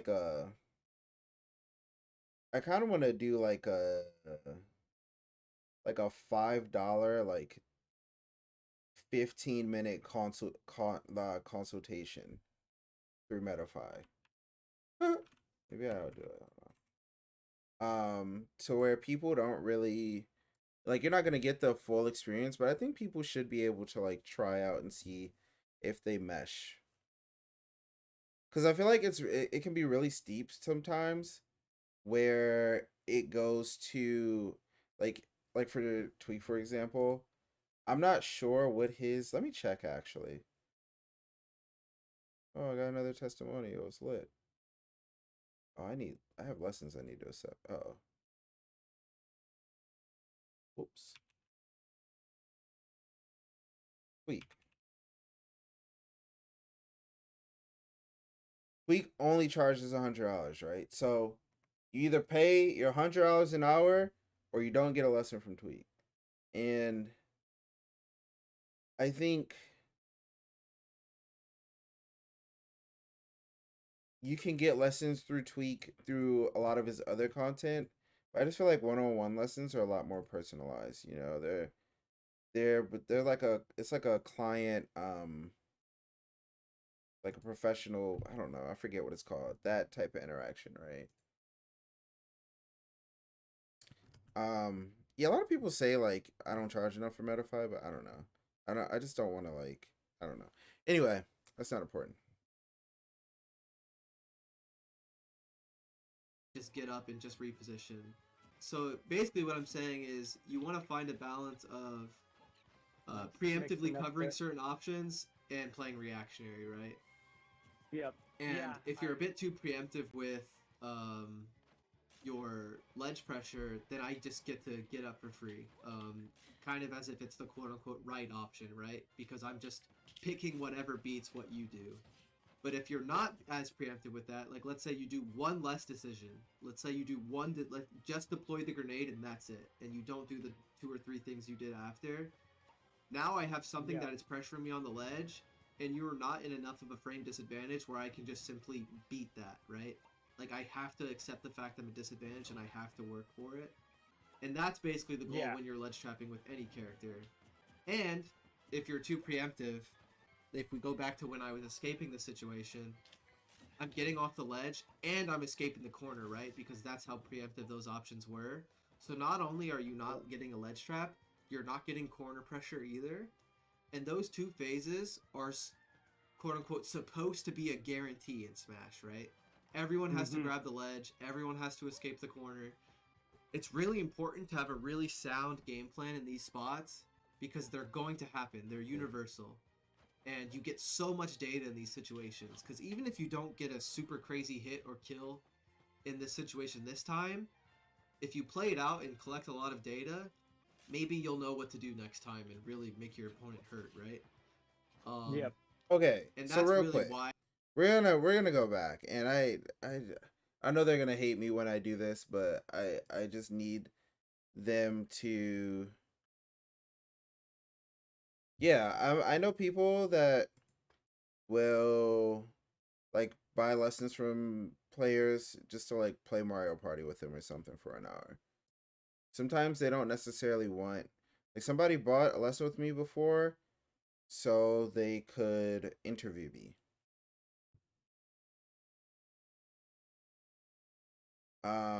Yeah. Okay. They're gonna hate that I do this, but I'm doing it. And I'm not letting this go because it just made me so angry when I watched it, right?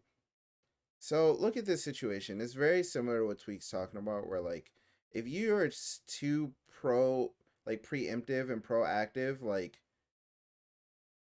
you miss out on a lot of learning. And I like the part where he said like I just need to figure out the one thing that like deals with this, right? So look at this, right?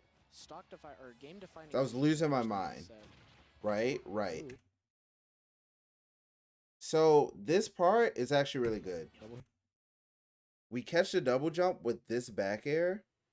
And from this spot, there's infinite ways you can play it, right? And I don't think there's a right or wrong, but I think there are better and worse.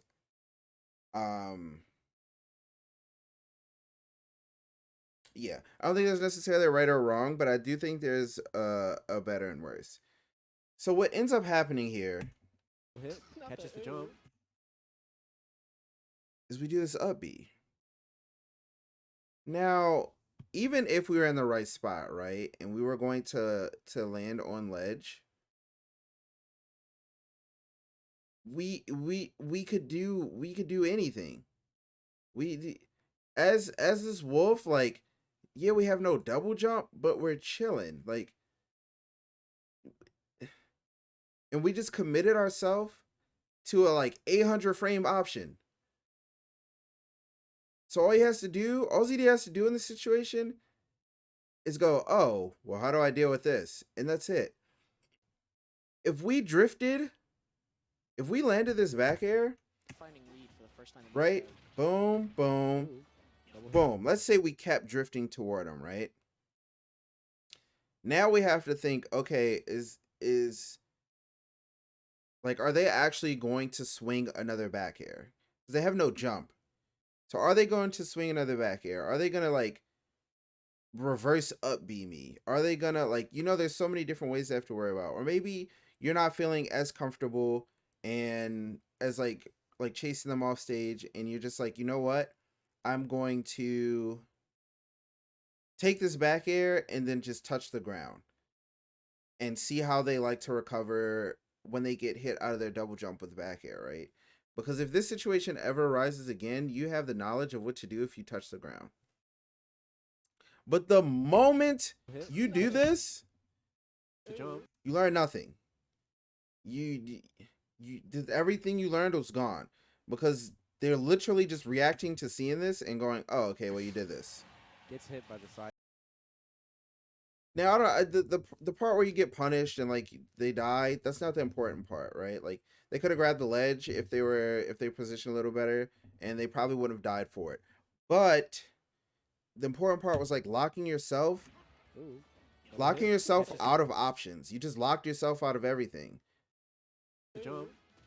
for almost an entire second. Like when this lands, like it's at 518.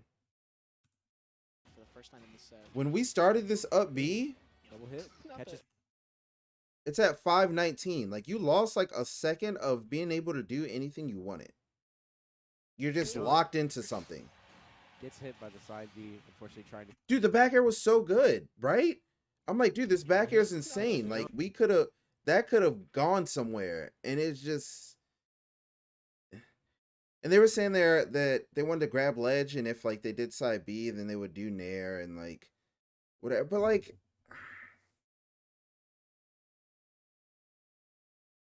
you want your opponent to be thinking about as many things as possible. Also, Nature, I'm not playing Wi-Fi today. You want your opponent to be thinking about as many things as possible, and this just gives you like, bro, Nature, I'd be thinking about too many things at once. This just gives the opponent like one thing to think about and one thing only. Yeah. So that's why it's really important to think about what Tweak said. Like, you really don't want to choose things that like lock your opponent into having like one response. Like, oh, okay, well, this beats this, so I'm gonna do it. It needs to be like okay, well, if they do this, then this might beat it, but if they don't do this, then I'm at risk for dying. So maybe I should go for something else instead that's a little safer. But if they cover the safe option, then I'm still at risk for dying. So I'm not really sure what I should do, but I'm gonna pick something. And the pick something is the part where you learn about your opponent, right? Because they have different ways they can go about situations, but they choose to go about it a certain way. And you can start to notice, okay, well, they're choosing to go about this way, they're choosing to go about that this way, like, or that way, like, and you really start to learn a lot more. Yeah. Oh, Cheddar actually sent the question marks. I don't know why I didn't show up. Yeah. I'm mentioning the balance between preemptivity and reactions. So not only to get hits during your ledge trap, but to make sure they are still cornered by the time they get up. Like, you are still controlling the majority of the stage. Because if you're too preemptive, you're going to lose out on a lot. And you're going to miss out on a lot of crucial data, right? Yeah. Okay. And the same thing for if you're the one on the ledge. This still really applies because, like I said, like we were talking about, a lot of players in Smash Ultimate, they play the disadvantage really fast, and the ledge is no exception. So maybe their opponent is really preemptive with their ledge trapping, but they'll never notice that because they get up into hitboxes, or they're just playing it really fast. Oh. They're not making the most of their ledge invincibility, and they're kind of just, fighting for their life rather than like, taking note of what their opponent's doing in the first place, right? Right. Okay. So it definitely goes both ways. Which is really interesting. Here's something else that's like super, super interesting when I watch people play Super Smash Brothers. When you first start learning how to get good at the game, when you either watch someone, you watch like top level play and everything is happening so fast, or you play against someone who's much better than you and everything's happening so fast and it feels like you can't keep up, right? So what happens is you get this idea in your head that fast equals good or fast equals better. Like if I can just play faster, then I'm getting better, right? Like I'm getting better at like understanding things cuz I can just like choose options over and over again like super fast. But in reality, all you're doing is like pigeonholing yourself into feeling like you just have to play fast. And that's why a lot of people don't understand how to play slowly is cuz they just only learned how to be fast. So when I tell people like, hey, like for example, there's a fox from my region Moco. I'm like, hey, do you understand pacing breaks at all? And they're like, no. And I'm like, well, what do you mean you don't understand pacing breaks? And they're like, I just like to play fast. And I'm like, right, but like if people know all you're going to do is play fast, if they slow you down, they win. That's it's just that simple. Like if they can slow you down, then you're gonna lose because you don't know how to play slow. You only know how to play fast.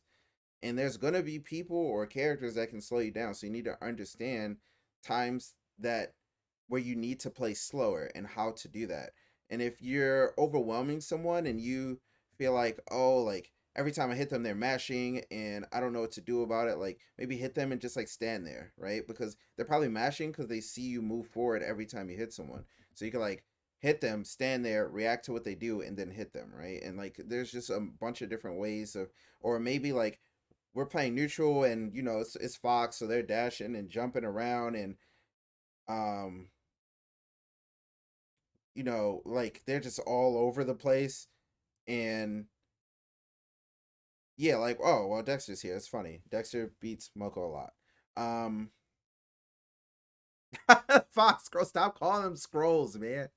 Um, and they just like are preemptively putting buttons in areas that you want to go in, right? So like Moko would jump and just get hit by four hop nair, or dash in and just get hit by like a dash attack or a dash grab or something like that, right? And it's like they're doing that because you don't know how to slow down. And if you would just dash forward and do nothing and not try to full dash in and dash attack, then you would catch those preemptive dashes or you would catch those preemptive like four hops. But instead, you only play at one speed and you know how to break that pacing. So they're just gonna play to break it. And since you don't know how to play slower, you're just gonna lose. And I feel like people don't really think about like what's making them lose. They just this situation happened. I didn't understand this situation. Raffle, that's crazy. Gummy, your problem is you want to time out everyone, but then you start losing and you feel like you have to approach, and then you don't know how to approach because you spent the whole game trying to time people out because you don't do enough damage when you're timing people out, and you get hit too often when you're timing people out.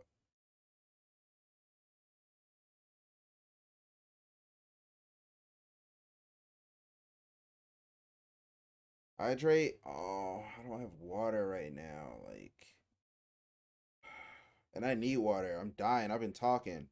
I'm chilling. What's good, Slushy? And you also mentioned a couple things like bait and punish and movement Hold on, hold on, hold mix-ups. on. And I feel like there's Yeah. a couple things we already Is it talked about possible that to kind of refund connect into points? that, Like, right? Um, is that even a a big thing? one is like with bait and punish is baiting whether you're going to like deploy the grenade or shoot the projectile or not, right? Whenever you're at that range where it's a possibility, Gummy, you have to ask yourself, do I Gummy, want I'm to actually sorry. do it, or do I want to bait them and not do it at all and like reposition myself into an even better, like I'm more favorable position, right? Because an easy example, because it's I'm my sorry, main, Gummy. is Diddy Kong, and obviously Banana is like a Wait, huge did I deal. mess up? Yeah. And when I'm playing, I'll be at a range where I could pull Banana, but they also could hit me if they fully committed to My it, right? goat. If they really wanted to stop the Banana pull. So I'm always asking myself whether I'm hitting my opponent and whether I want to push my advantage or like go pull a banana, or we're neutral and there's enough space to do it. Is really ask myself, what can my opponent do Who about plays it? who? Is it worth pulling in the first place? How has the pacing been throughout the match? Or should I, go fight without it? So there's a lot of questions you can ask yourself before doing that move that you're usually relying on in neutral. And I feel like I mentioned it just because a lot of projectile characters are so quick to just deploy it that they're really not asking themselves enough questions before they do it. Because there's so much data just because your opponent is preemptively playing around the fact that you're likely to do it, right? So there's so much advantage you can gain before you even press any buttons. True. I feel like sometimes risk options from your opponent make you overly preemptive. Oh yeah, for sure. Like when you, especially when you're not used to the speed, um, they feel so much faster than they really are. But as far as like Bail side B and spin dash, when you get to like that range, right, where you're like, okay, well, I can get hit by the side B, you just kind of stand there, right? And when you do that, you're like, oh, all right, well, sometimes they've been doing it at this distance, so I'm gonna move here, and then against Bail side B, you could just shield it and usually hit it for most characters. And I know you mean like ABK, not the one on the ground. That move is so slow. But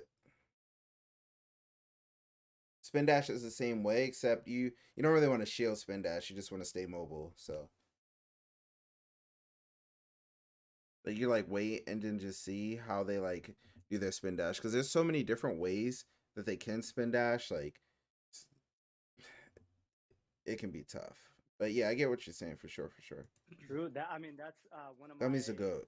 supposedly game plan is at least with Banjo is the bomb management and try to play around the bomb by either like you said deploying it and letting it kind of bounce and to see what the opponent does, or grabbing it, or kind of mixing up those two options between grabbing or letting it bounce, or a combination of two. And try to be tricky with that. Obviously, they never the go time away, limit the man. bomb, so you can't hold it on forever. But Yeah, at least that is part of one of my game plans. exactly. And like you can have a similar frame of thought without even deploying it, right? Like all these mix-ups you have when you deploy it, you can have a similar frame of thought before you even press it, just because your opponent is fully aware of how these functions work too, right? That's why they're trying to hit you before you can even do it, man? or hit you during the animation. Or Oh, something off like my that. keyboard. So there's, it's really important to consider that moment before you even press it. Just like what we were talking about with like, you know, jumping out of disadvantage, or like the preemptivity of it all. It's really important. Like that, those moments are just as important as when you do have everything set up. You know what I mean? Well, the thing about Sonic is they're also like looking at how you're reacting to spin dash, right? Um so it's important to like have like multiple ways on how you want to navigate it. Sometimes you do want to shield it, like it's not necessarily the best option, but it keeps them thinking, right? Because if you're jumping every time to avoid it, or you're rolling in or spot dodging to avoid it, or swinging early to avoid it, they're gonna figure out like how to play around those, right? But so sometimes you want to shield just because it's like, okay, well, they are willing to shield and like go back to neutral and take that shield damage and then try again. So you definitely don't want to get predictable. But like with Bayo ABK, it's a little different. Like spin dash is like kind of just OD, so you can learn a lot through spin dash alone. ABK you can learn a good amount, but not as much as the Bayonetta player.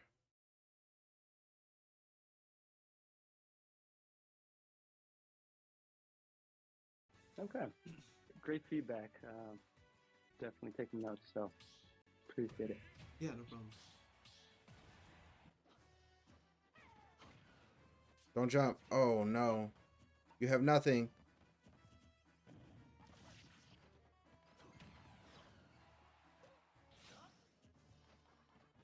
See, it's okay to just get hit. Yeah, Tweak's on Metafire right now.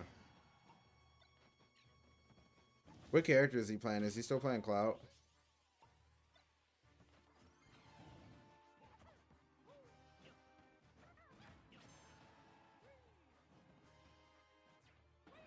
That's unfortunate. He's on Diddy. Lit. Y'all want a cat, man?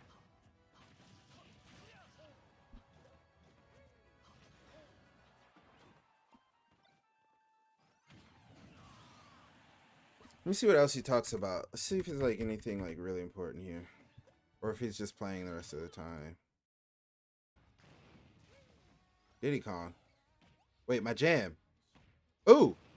Ooh.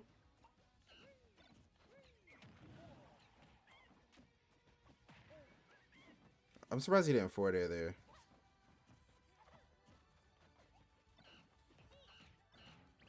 Help!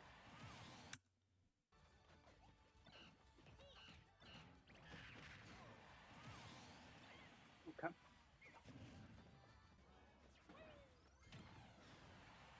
It's like one of those things where like you pay for a lesson and then you're playing and it's like what am I even learning? I'm just getting cooked. Help! Like what am I supposed to be learning here?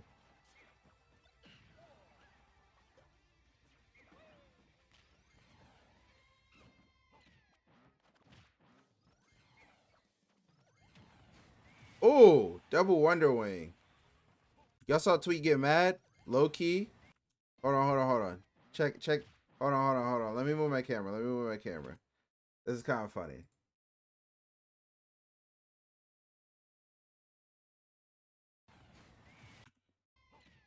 All right, check Tweet's face. When this double Wonder Wing happens. close his eyes like I'm gonna try not to be upset at double Wonder Wing.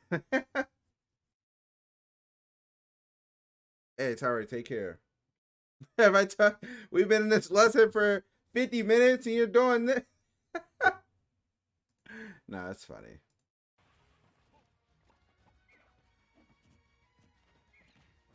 Help. A lot of projectiles out there. Yeah. Banjo and Diddy are semi-related. Yeah, Both. I'm a big Banjo fan. I know. I'm bummed that there's no top players with the banjo. Yeah, that is. You really think people are uncoachable? I don't know if that's true.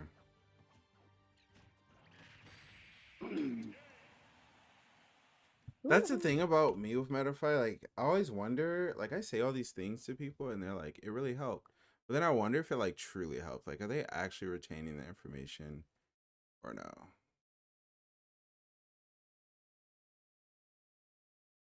And I used to, like, send, like, full documents to people. Like, full documents. Like, they were mad long after every session. But then it just, like,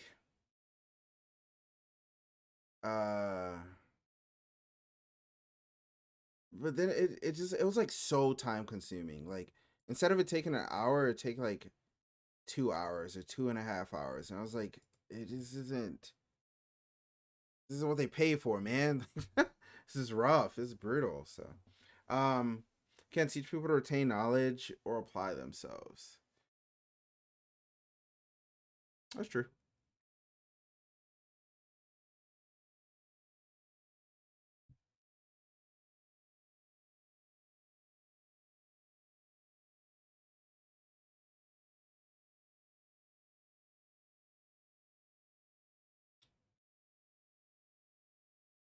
Out of Tweak's characters, which do I think does best against Fox? Wario. Like Volatile them.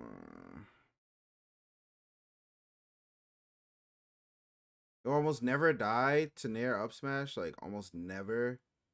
So then you have to figure out how to kill Wario off a stray hit, which is normally back air, up air.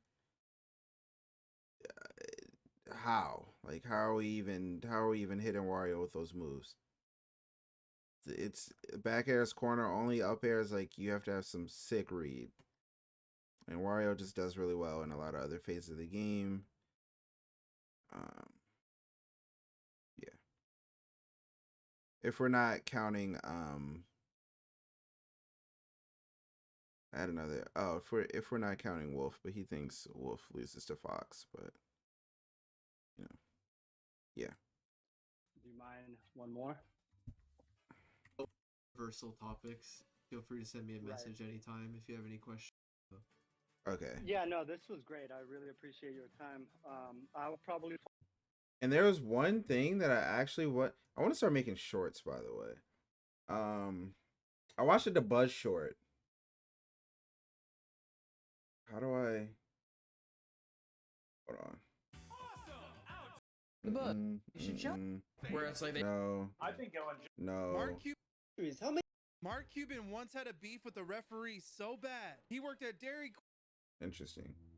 Oh, this one. air dodges. Let's talk about them real quick. For most characters, air dodge has frame through invincibility. Fox is not one of these characters though. Fox is a 2-frame air dodge, right? Means there's a second frame in my air dodge animation, I'm invincible to attacks. Very strong. And then there are some characters that actually have 4-frame air dodges. This is one of the biggest reasons DK is so easy to combo. There are a lot of combos in this game that are very like frame tight. However, because of the buffer window for this game, it's easy to buffer inputs for like frame perfect combos. So a character like DK gets screwed because not only is he big, he's getting caught by this stuff. And I think a lot of heavyweights actually have this frame for air dodge. And then the characters that have 2-frame air dodges, generally it's like the lighter characters who are a bit faster and smaller, which makes sense because they're so light and easy to kill, but it also makes them harder to combo. Just keep in mind when you're doing very like tight combos on characters, some of them are just straight up it won't work on. Air dodges. Let's talk about them real quick. For most characters, air dodge has frame through invincibility. Fox is not one of these characters though. Fox is a 2-frame air dodge, right? Means there's a second frame in my air dodge animation, I'm invincible to attacks. Very strong. And then there are some characters that actually have 4-frame air dodges. This is one of the biggest reasons EK is so easy to combo. There are a lot of combos in this game that are very like frame tight. However, because of the buffer window for this game, it's easy to buffer inputs for like frame perfect combos. So a character like DK gets screwed because not only is he big, he's getting caught by this stuff. And I think a lot of heavyweights actually have this frame for air dodge. And then the characters that have 2-frame air dodges, generally it's like the lighter characters who are a bit faster and smaller, which makes sense because they're so light and easy to kill, but it also makes them harder to.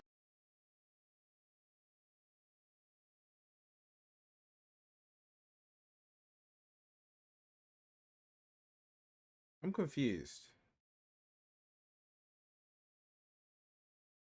No, I'm not. The Buzz does a lot of shorts.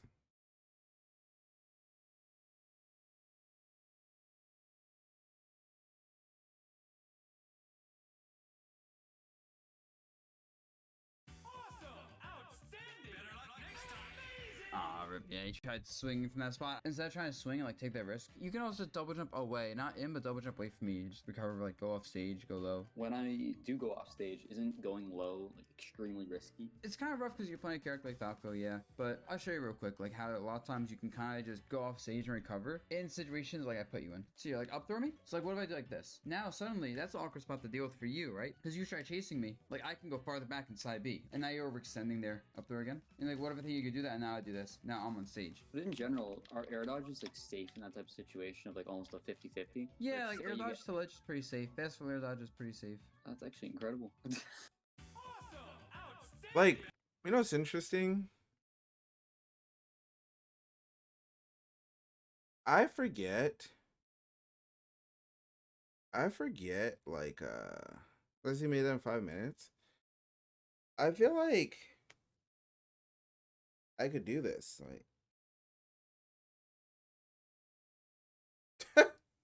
like, I don't know, I just feel like I could do this. A TikTok, how do I make a TikTok?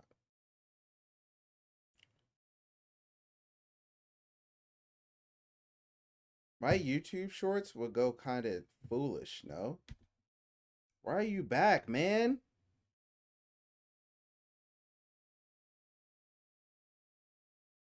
Y'all want a cat? Look at him. Oh, the other cat's right there. All right, well, let me move him to the right next time. My other cat's in his bed on the ground. That threw me for a loop.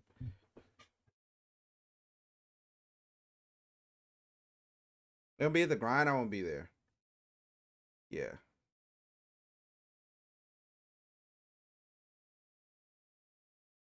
Oh yeah, I want to watch this Fatality video. What's up, guys? So I've had a lot of people recently wonder if I'm competing anymore in tournaments, if I'm retiring. What's going on or with this anything like quality? that. Oh, The short answer is no, I'm not retiring. I'm still going to be going to tournaments. But the longer answer is a little more complicated than that. So, in a nutshell, I've just been competing for a really, really long time at I this feel point. that Fatality. And you can kind of think of it as I'm just dealing with a lot of burnout. It's something that comes with the consequence of playing for so long. I mean, what? I won my first tournament like, I want to say like 13, almost 14 years ago at this point. Okay. Hold on. It is mad low. Let me turn this joint up. All right, we start over. What's up, guys? So I've had a lot of people recently wonder if I'm competing anymore in tournaments, if I'm retiring, or anything like that. And the short answer is no, I'm not retiring. I'm still going to be going to tournaments. But the longer answer is a little more complicated than that. So, in a nutshell, I've just been competing for a really, really long time at this point, and you can kind of think of it as I'm just dealing with a lot of burnout. It's something that comes with the consequence of playing for so long. I mean, what? I won my first tournament like, I want to say like 13, almost 14 years ago at this. Fatality won his first tournament in 2009 or 2010. Built better than me. What the heck? I think I won my first tournament. Okay, I guess it depends. The first official tournament I felt like I won that had like at least like a few good people there. I didn't win until like 2014 or 13. So it's what, 10 years ago? But I won like some smaller ones maybe like in 2010, This but I don't point. count that. And I've been a regular staple of the scene ever since, competing, going to lots of tournaments, watching videos, just thinking about the game. And it's a journey I've very much enjoyed, but it's also one that I need to take breaks from every once in a while. So, because of how much I've given to the game over the years, and, just the fact that my motivation has always just kind of went in and out over time as things happen, in general, I think I need to take a break for a few months. I'm not going to be going to any majors for a little while. With probably the earliest that might change is maybe April, but realistically, probably May. Maybe a little beyond, but probably May. Probably May with MomoCon if I had to guess, but in the meantime, I kind of wanted to focus on something else I have a lot more motivation for right now, and that's actually content. So you're going to see a lot more higher effort streams, higher effort videos, and just nice, much more Fatality complicated makes some videos, great and I'm really content. looking forward to putting that out for you guys. Get some interesting ideas. As for my competitive plans for the future, they're also a little bit complicated. So in general, you can think of it as I'm really interested in trying out more games. Like I love Smash and all, but there's a lot of other things I love too. As a good example, I'm really interested in Street Fighter 6, but I'm less interested in that game than I am in Project O when that eventually drops. So when Street Fighter 6 comes out, there's a chance that I might decide I want to focus a little more on that game for a little while and give it a proper chance. Okay. I don't expect to stop playing Ultimate, and I'll definitely still be continuing to make casual content for it, not my even keyboard. if that happens. But I'm undecided, I kind of want to just see how I feel about the game when it drops and decide whether I want to, try some other things out for a little while. So when that comes out, I might play in Street Fighter 6 and I might play in Smash at the same time. Maybe focus more on Street Fighter for a little while. And then when Project O comes out, there's a very real chance I just entirely focus on that for a little while. Oh, see you. That game in particular just speaks to me on so many levels. I've always wanted to try out I can't remember the terminology, but like a tag-based fighter. Tag fighters. Something along the lines of like Dragon Ball or Marvel or whatever. And this game just seems to have everything I want in that kind of game. And it's something I've wanted to try out for a really long time now. So why not give it a shot, right? Kept getting second, man. It's something I'm really interested in. Was smoking me. It'll also just be nice to play a game that is going to have amazing dev support as an esport too. Because we're kind of starving over here if we're Smash players, let's be real. And it sounds really nice to maybe just for once play a game that will have, significantly better support as an esport. That sounds nice. Other than that, I mean, I plan on still competing in some form or another as a gamer, 36 smasher, for whatever you third. want to Dang, that's call it, crazy. for quite a while longer. Although I think I whenever Smash I 6 just inevitably drops, I don't plan on going past that game. That game is, I'd say I'm about 99% sure that that's going to be the last game I play competitively. And how long that ends up being is going to depend on one, how much I like the game, how much I like the metagame and its mechanics, and obviously how good Falcon is. Although, if Ganon ends up being really good, like really good, and they redesign him, since I've always wanted a Ganon redesign, that might sway me to play and compete even if Falcon doesn't end up being good. But overall, I think the main thing is just that, yeah, I think Smash 6 is going to be my last game as a competitor. I, as much as I've loved my competitive journey, I definitely think, like all good things, it has to come to an end eventually. And why not choose that, right? I think I'm 100% capable of going past that if I want to, and pulling like a Daigo and competing till I'm like in my 40s and still doing well. Because I 100% believe I'm capable of continuing to play well. It's just whether or not I want to at that point. true. And I think whenever I eventually do stop competing, which will most likely be in Smash 6, once I end on a bang ideally in that game, then I think I'll still stick around in the community. I'll still like play Smash. I'll still occasionally go to tournaments. Okay, I'm probably part I get the gist of it. I'm pretty sure I get the gist of it. What's good? Okay. This is me. This is Fatality. This is Fatality, right?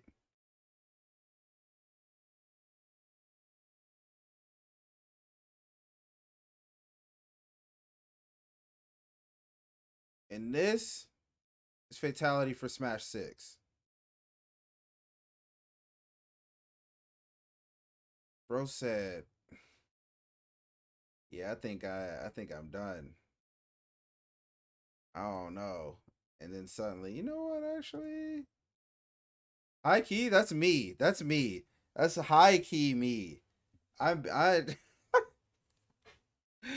You know what? Smash 6. I might got one more in me. Like, hold on. Let's be real. Like, oh my. Am I really trying to learn an entire new game though? Like that's a commitment. Like it's still Smash, but it's not the same. Like you gotta learn all the mechanics. You have to learn all the characters. It means you gotta learn all the matchups, all the combos, all the frame data. Like it's just. I mean, maybe you don't necessarily have to learn all the frame data, but you have to learn like the frame data for the most important moves and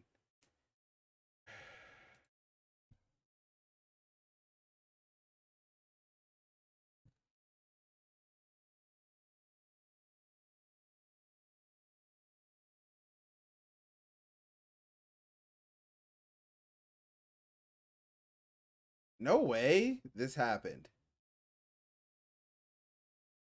There's no way, right? Rivals 2 might be a last one. I don't even know if I would I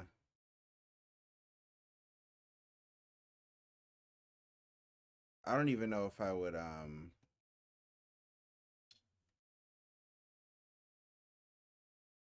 don't know. I don't know if I'll play Rivals 2. This is so funny. This is like so funny. Where did the music go?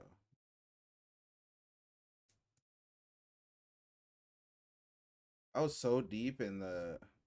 Oh, I don't want to play this. Actually, I'll play it. It's gonna come on really loud.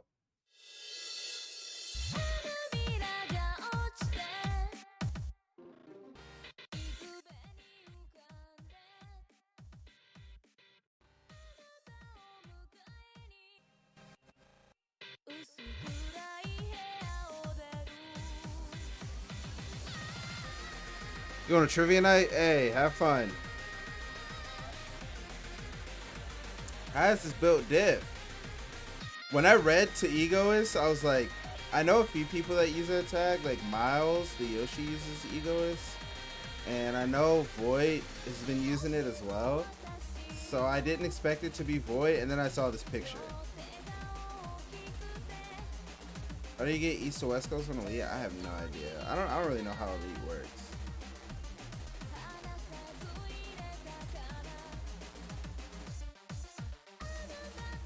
Yeah, I think these are some pretty interesting videos. I just don't. Just caught up a blue lock. I'll link the tweet. I'll see if I can find it again. It's probably gone. in the abyss. New Twitter makes me so mad because it's not in chronological order anymore.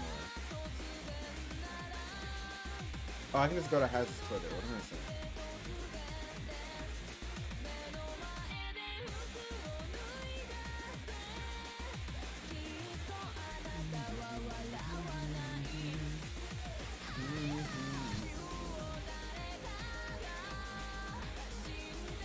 Oh, AK, I was gonna ask you, if you want, I can just play you with Minion. But you also have to deal with me sometimes playing Sephiroth against you as well.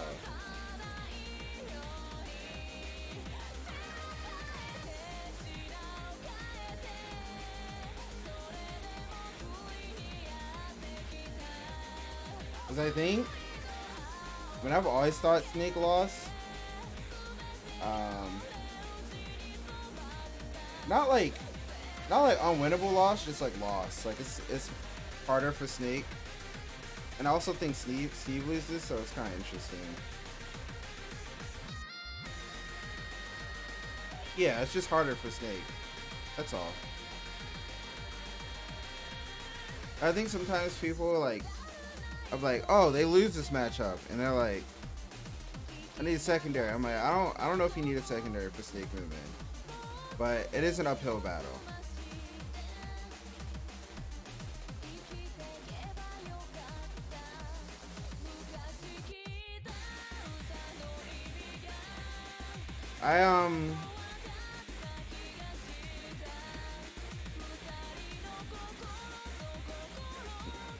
I feel like I haven't played against Snake in forever. Like, I haven't played Dark in a while. Or, like, really any Snake, but I feel like Snake just never goes away. Like, once you know how to fight Snake, I just feel like you always know how to fight Snake. And you just need to learn, like, a few more things about a few more interactions, and a few more situations, because Snake's meta is, like, always evolving. But the core of it doesn't change too much.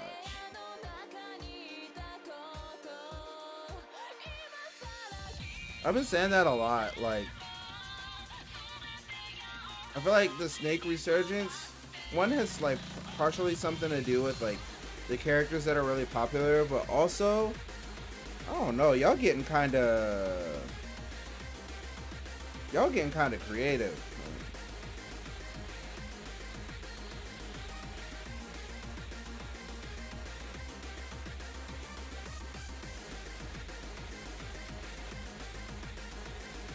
I mean, they got better, but also I just feel like they've pushed Snake quite a bit.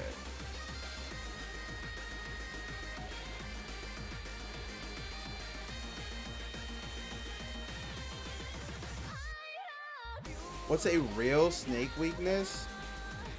In the air, most of his moves like last very long. That sounds weird.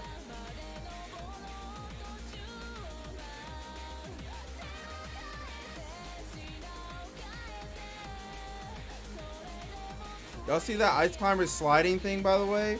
Apparently you can like make the other Ice Climber like slide halfway across the stage.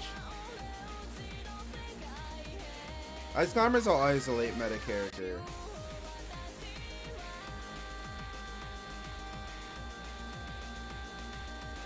Wait, AK, when do you want to play? I'm down to play tomorrow, unless you have a tournament to go to.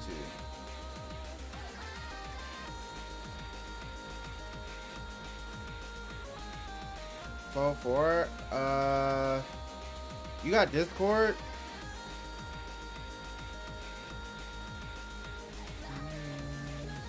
Alright, what's your Discord? I'll just add you. Alright, bet.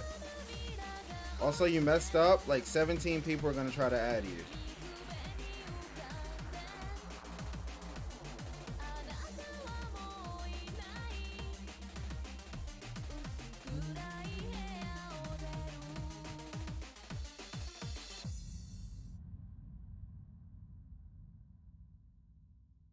I was just Gummy being the GOAT as per usual. Okay, yeah, so some things I've been thinking about, right? You still see it? Oh, you are. Oh, I guess you could. Wait, where'd it go? How do you see it? What the heck?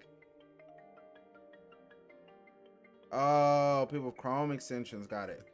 One thing I've been thinking about is like, I want to put a random video on. Hey, how's it going?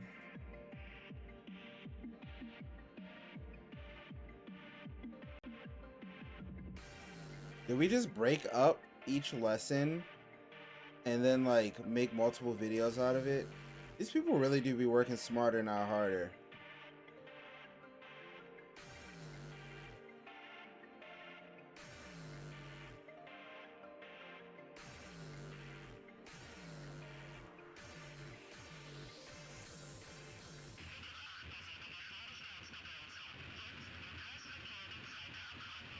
I want to see something. I have a little bit of research to do.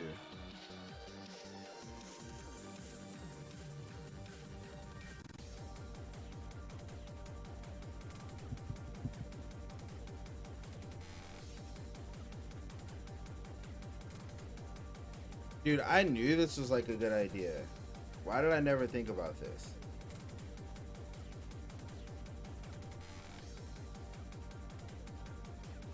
This is such an easy series. Like,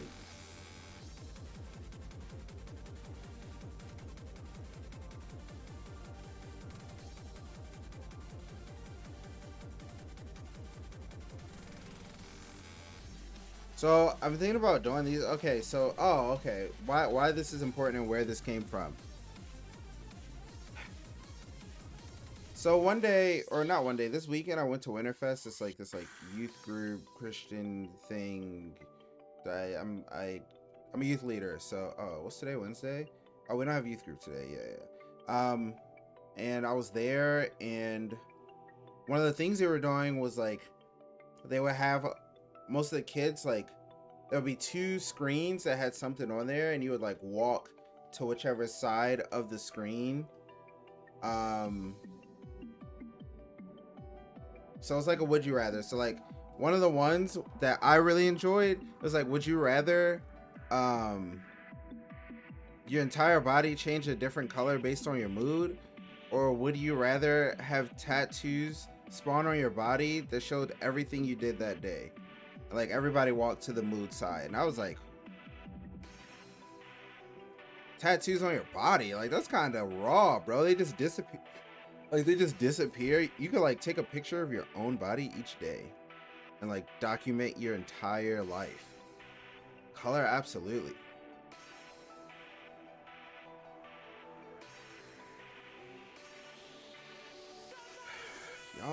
Y'all not seeing the vision, man. Like y'all not seeing it. Like imagine you could literally, everything I did in the day is wild. That's cool. Like where are the tats? I don't know. It just said on your body.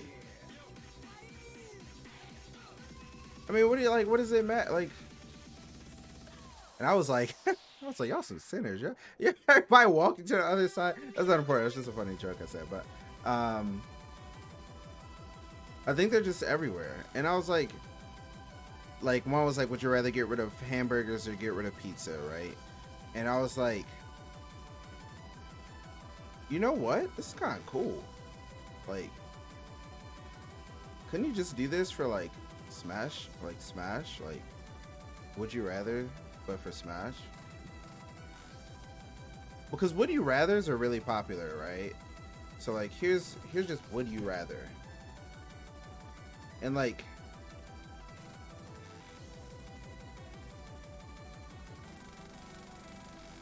right, like boom boom, like they're really easy videos. Like, yeah, they're like really easy videos, and all you need is to start with like something interesting, or just have something interesting on the thumbnail. Now I think what's happening in the Smash ones is you need to have like I kind of did one before. Hold on, actually. 1 second. Let me see if I can find it.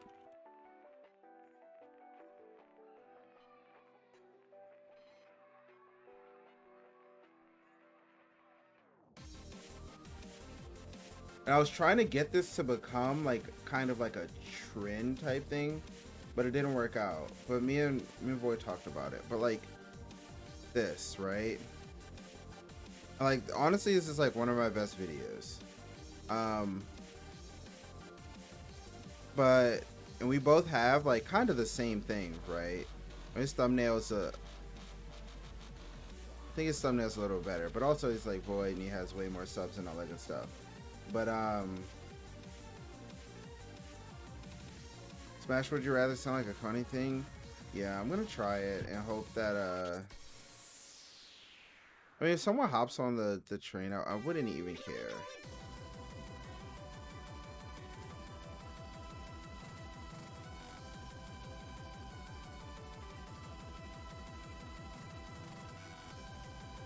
I'm down to watch this and see like how this goes. So we're gonna be answering some would you rather questions on Twitter. Should be a good laugh. Oh my god. Oh, these are questions. Would you rather play Little Mac or one of the Mii's? Now I'm not asking you that. I'm just pointing out that it's terrible. So let's go to the next question. Would you rather have no legs or no arms? No legs. That's hard. That's an easy arms for me. Okay, so this is not the format that I'm thinking in my head. Hey, what is up, guys? It is Quack. Welcome back. Which one are you gonna pick? I just like, bro. I'd rather Solomore or Lucario. Oh, you know how I feel about Lucario. We're playing Bro, just keep it simple. Just like I feel like you just keep it mad simple, right? So let's go to like would you rathers in general, bro. This is Would You Rather, This or That, Hard Choices Edition. Let's begin. Would you rather live here in this house or live here in this one? That's it. Keep it simple. Put a little timer. And the good thing about it is you can just pause, right? So like if you're with people, then y'all can just talk about it, right? And like or if you're by yourself, you can just whatever. And then the comments, you could also write things, right? Crackle, I might steal that. I'm letting you know. Samus with a banana. So the neutral B would be banana. And then the down B would be, like Diddy's down B would be charge shot.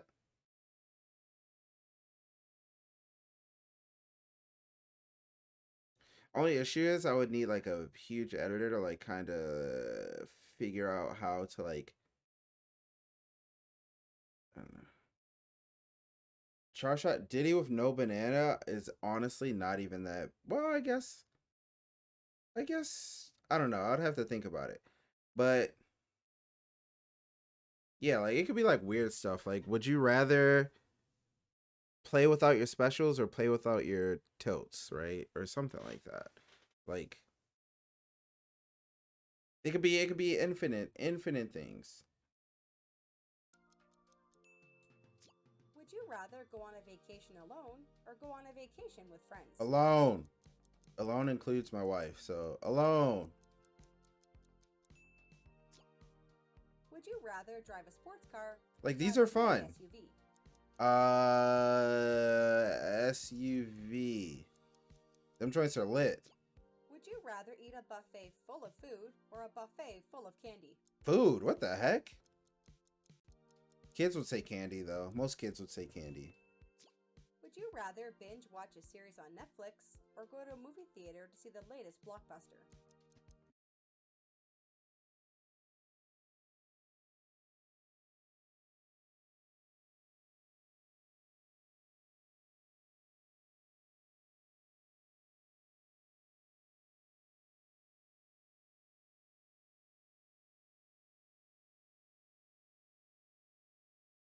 Huh.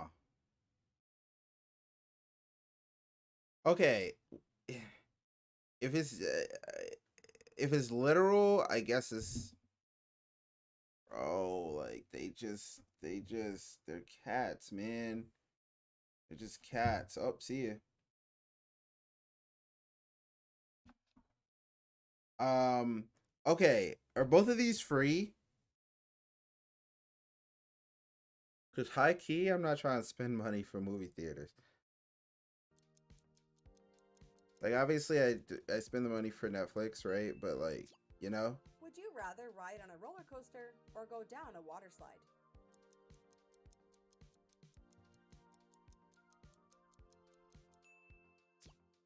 Would you rather be filthy rich or be incredibly famous?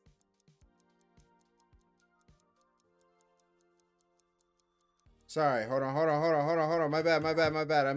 I missed a couple. Hold on, I was texting my wife. Would you rather ride on a roller coaster or go down a water slide? Roller coaster free. Pichu's weight to Sephiroth height? Dang, that's good. Would you rather be filthy rich or be incredibly famous? What? Rich? How's that even? Would you rather only ever use Instagram or only use Twitter?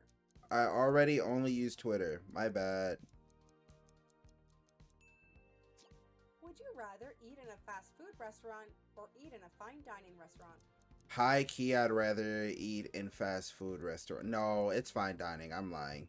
I lied. I didn't mean to lie. Watch a live play or go watch a live sporting event? A live play, actually.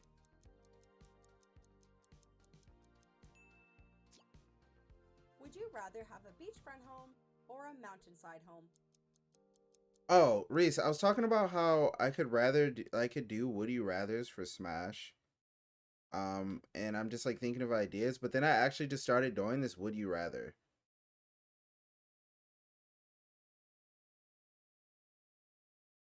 I'm also in the stream soon, so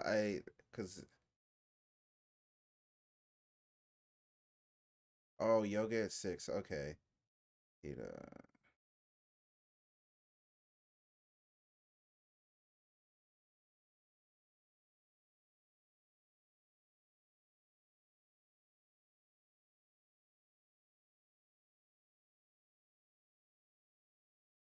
Okay, you're also about to hit on. Okay, all of this is wonderful. It's lit. Let me see these. Rather have a home or a mountainside home? Probably a mountainside home. I don't really care for the beach. Would you rather eat your favorite ice cream? Okay, but honestly, I lied. It's probably beachfront because as far as beachfront, that means I'm most likely near civilization, right? But Would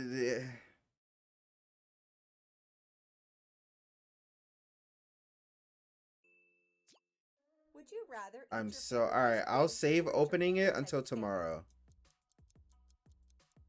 Favorite ice cream or favorite cake?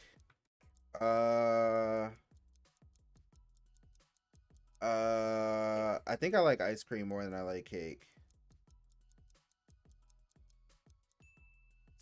Would you rather purchase things using cash or pay for everything with Visa or a debit card?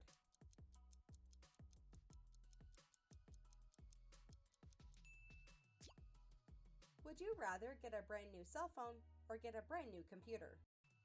I don't know. Would you rather get a brand new cell phone or get a brand new computer? Computer, it's not even a question. Would you rather listen to only pop music or listen to only rap music? Rap music, it's not even a question.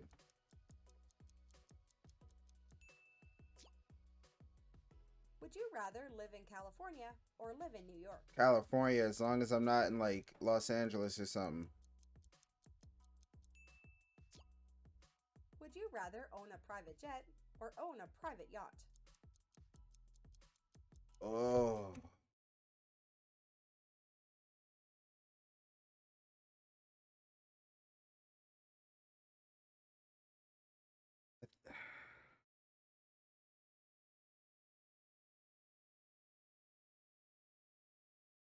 I feel like I want to say jet.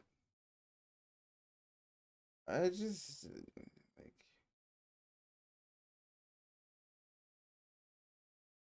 yeah. Like, is this not like Would you rather order some takeout or go somewhere to dine in? takeout? Can you just sell the yacht? Would you rather watch an action movie or watch a romantic movie? Action. I'm not trying to cry. Would you rather eat a Kit Kat or eat a Twix. Oh, that's so hard, but it's Twix. Would you rather have a new car or an old car? What? What?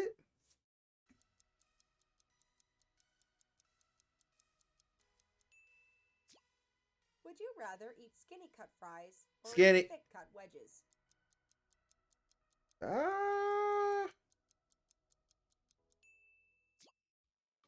Would you rather live in a big city Wedges or can live in a hit. small town? Big city or small town? I'm a small town kind of guy. Or live in a small Assuming it's near a big city.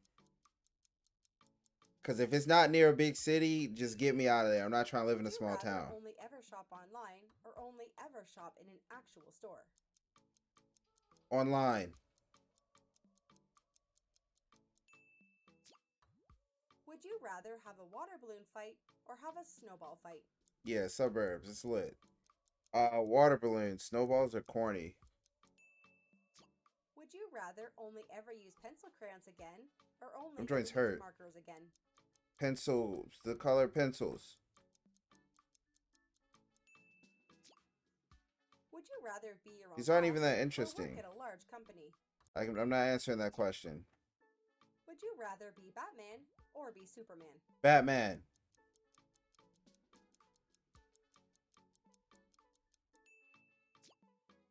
Would you rather have a cute little cat or have a cute little dog? Cat. Superman is so like. Would you rather go play a solo game by yourself or play a multiplayer game with many people?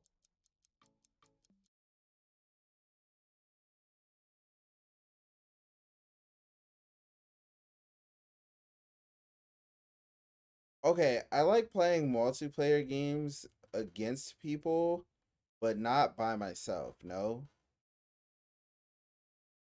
Or like by myself against multiple people. Solo games I just get so bored.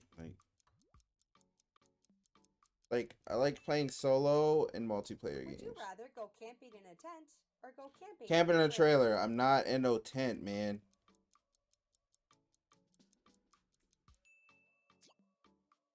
Would you rather eat white chocolate or eat dark chocolate? I think dark chocolate is bitter. Nah, it's white Would you chocolate. rather I'm not play a gonna board hold game you. if the hydro goes out or play a game of cards? If the what happens? Would you rather play a board game if the hydro goes out or play a game of cards? Where are these people from?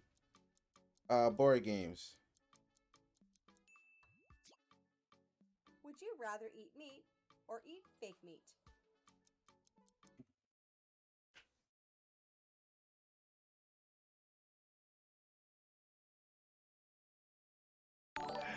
Okay, there's a reason this is funny. Absolutely. Thank you for the tier 1. There's a reason this one. My wife is vegan, so I actually do both of these, and for me, it actually just depends on the day. I don't know. Sometimes, yeah, it just depends on the day. I don't know. I'm not sure which one I would rather do.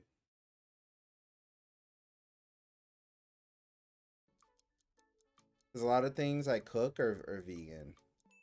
I don't know. That's tough. Would you rather watch Disney Plus or watch Netflix? Disney Plus.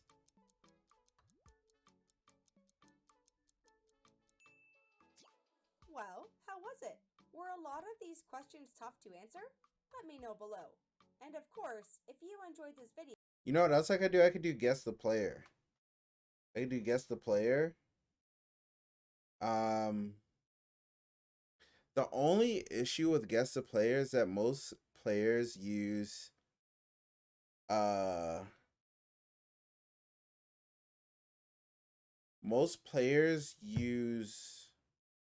certain colors and makes it really easy, or certain tags. can you guess the singer using only one song as your clue? We are going to find out in this fun music quiz challenge. Let's begin. Hold on, let me see. Starting off easy, who sings Bad Guy? Oh, I thought we were going to get. I mean, that's Billie Eilish. I thought we were gonna get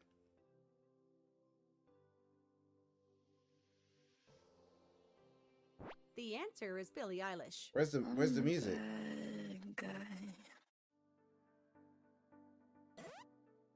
The song, Love Yourself. Okay. I thought we were going to like listen to music and then have to guess the singer. No? This is Would You Rather, This or That, Hard Choices Edition. That Coney and TK thing where they try to guess who won based on a player cam. Oh, one other thing I would like to do. Hold on. And this is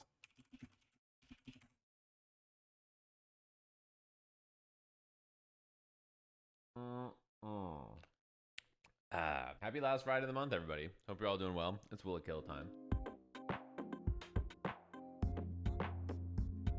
Calm down, okay? Don't get it twisted on gambling. Gambling is bad. In parentheses, I'm except on Will It Kill. big Couple of down things to keep in to mind do about this, the show, as always. I but- show a clip. I pause it when a character but- is in mortal peril, and I ask if the combo is going to kill or not.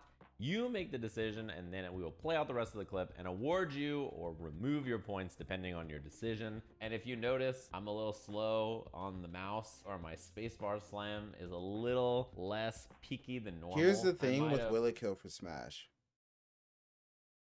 Is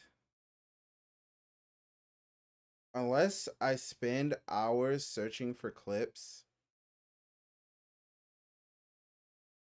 I won't be able to do it. So I've thought about maybe switching it around, because the thing is with like combos specifically is like Will It Kills, like they have to be true, punching right? glass too hard on it. And like I swear I was just doing the dishes and then bam, it just exploded in my hand. All right, you gamers all ready? It's only fitting, I think, that our no. first clip Here of the they have year to be is true. everybody's favorite game to start off Will It Kill. We've got some Is King that, like, of traditional? Fighters. Hell yeah, everybody loves King of Fighters. Let's get into it. Are you ready? He'll just pause at one spot. Have you ever watched one of these, Gummy? Alrighty then, chat room. We got a nice little trade confirm off the Shatter Strike. The first thing I saw was Mexico. It kills. It's that simple. But what if it's Mexico v Mexico? Does he get a defense buff? Now that you're starting to ask the important questions. I see Like, the rocks are just being wielded as clubs so It's early in so the show. hard Take to it know easy, if this okay? kills I if you told don't play Twitch, the I was game, like, right? guys, I gotta be So I was able to thinking beat this about doing real These people are or unhinged. fake They have kill no ability screens to ration their channel instead. points at all. And Twitch is So like, isn't that their personal responsibility to be better about spending money? And I was like, yeah, but it's Twitch chat. Like, Yeah, I what do you think I'd want me rather to do do? that. 63% of the vote is in on yes. 37% the Smash of the one just votes in seems on so. no. With And for the already real somehow 5 fake billion kill channel screens, points people on can the still first send them bet. to me, Alright, right? I'll And keep people that can in mind. still When the rest of the show happens and everybody's interact, betting like a pack of 'cause cigarettes on the next CJM clip. does this on stream. I'm genuinely curious if this kills. Okay. You know, chat room, you guys spent all this money looking like you're gonna have a pack of gum left to your name after it's over if you voted no. That killed. You know, I understand, chat room. Sometimes you get a nice lucky yes at the beginning of the show. 1-0 for some of you, 0-1 for others. I got mixed by a real CJM. piece of work. I simply played out the clip. I was just discussing with you the results a little early. That's all. All right, our next clip. We got some more KOF for everybody out there. I know you guys like KOF so much. But yeah, I like- figured why not start the show with 2 KOF clips in a row.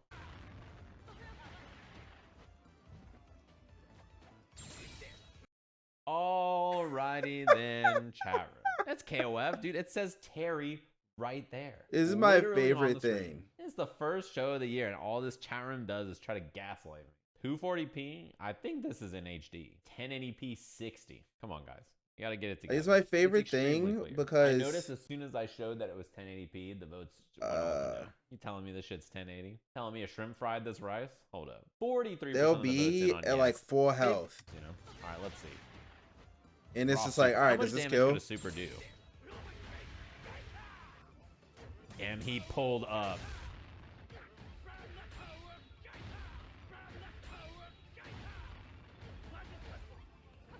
Okay. It's not enough. He was hitting hard for a while there. He did 900 power gazers, and it's still not enough. What if I do this, but in reverse? What is this? Folks, I don't know a lot about Super Smash Brothers, but one thing I know that is an undeniable fact is that Smash players love tier lists. And that's saying something because fighting game players love tier lists too, but I feel like Smash, they take it to another level. And I have tracked down I don't know why, one of the we most do love- prolific creators of tier lists on the internet. It's Coney.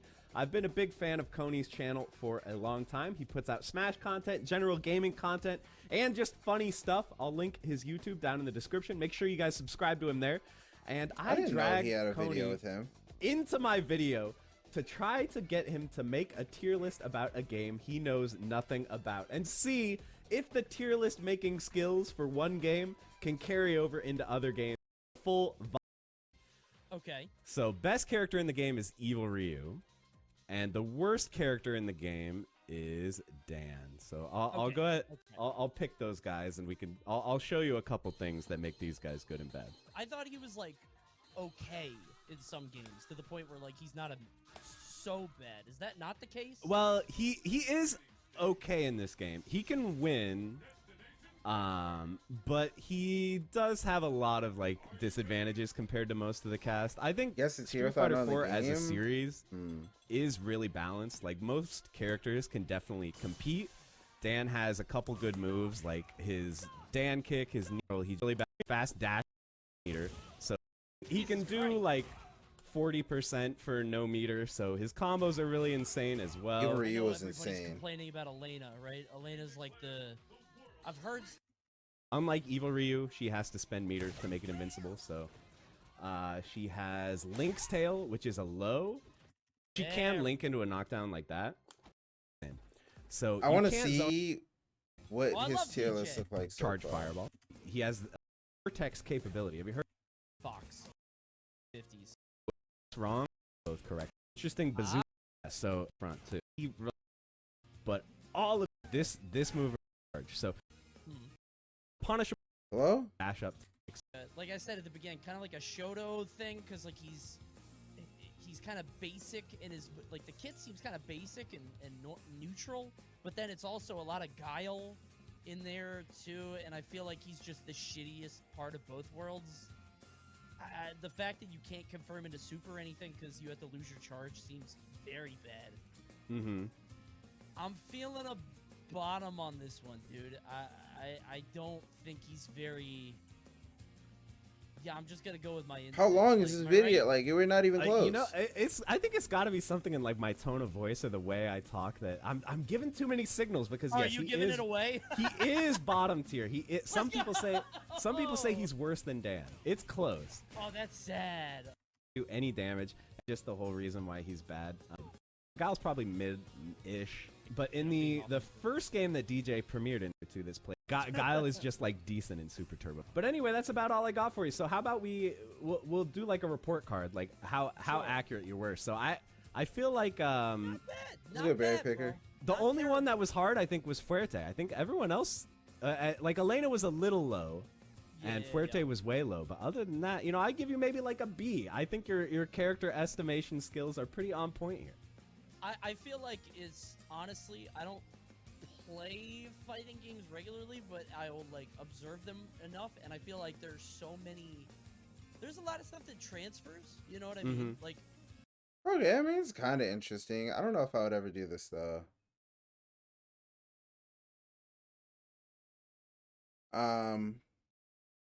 Yeah, I'm down for. DJ looks really good in 6.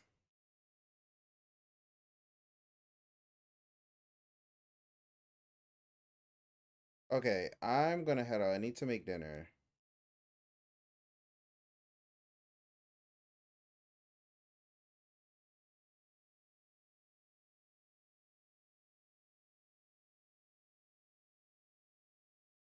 Oh, Berry Picker, I'm sorry you just showed up and then I'm heading out. But yeah, I have a lot of ideas as per usual. Mr. Idea Guy. Just need to pull the trigger. Help. How do I pull the trigger? Do y'all want to watch Void or do you want to watch Tweet? That's pretty much where I'm at. I am not. Tweak is talking. Void, void.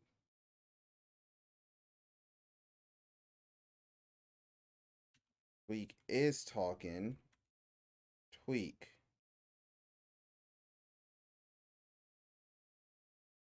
I always do void. So let's do tweak for once. Y'all get some knowledge from Metafy. Woo.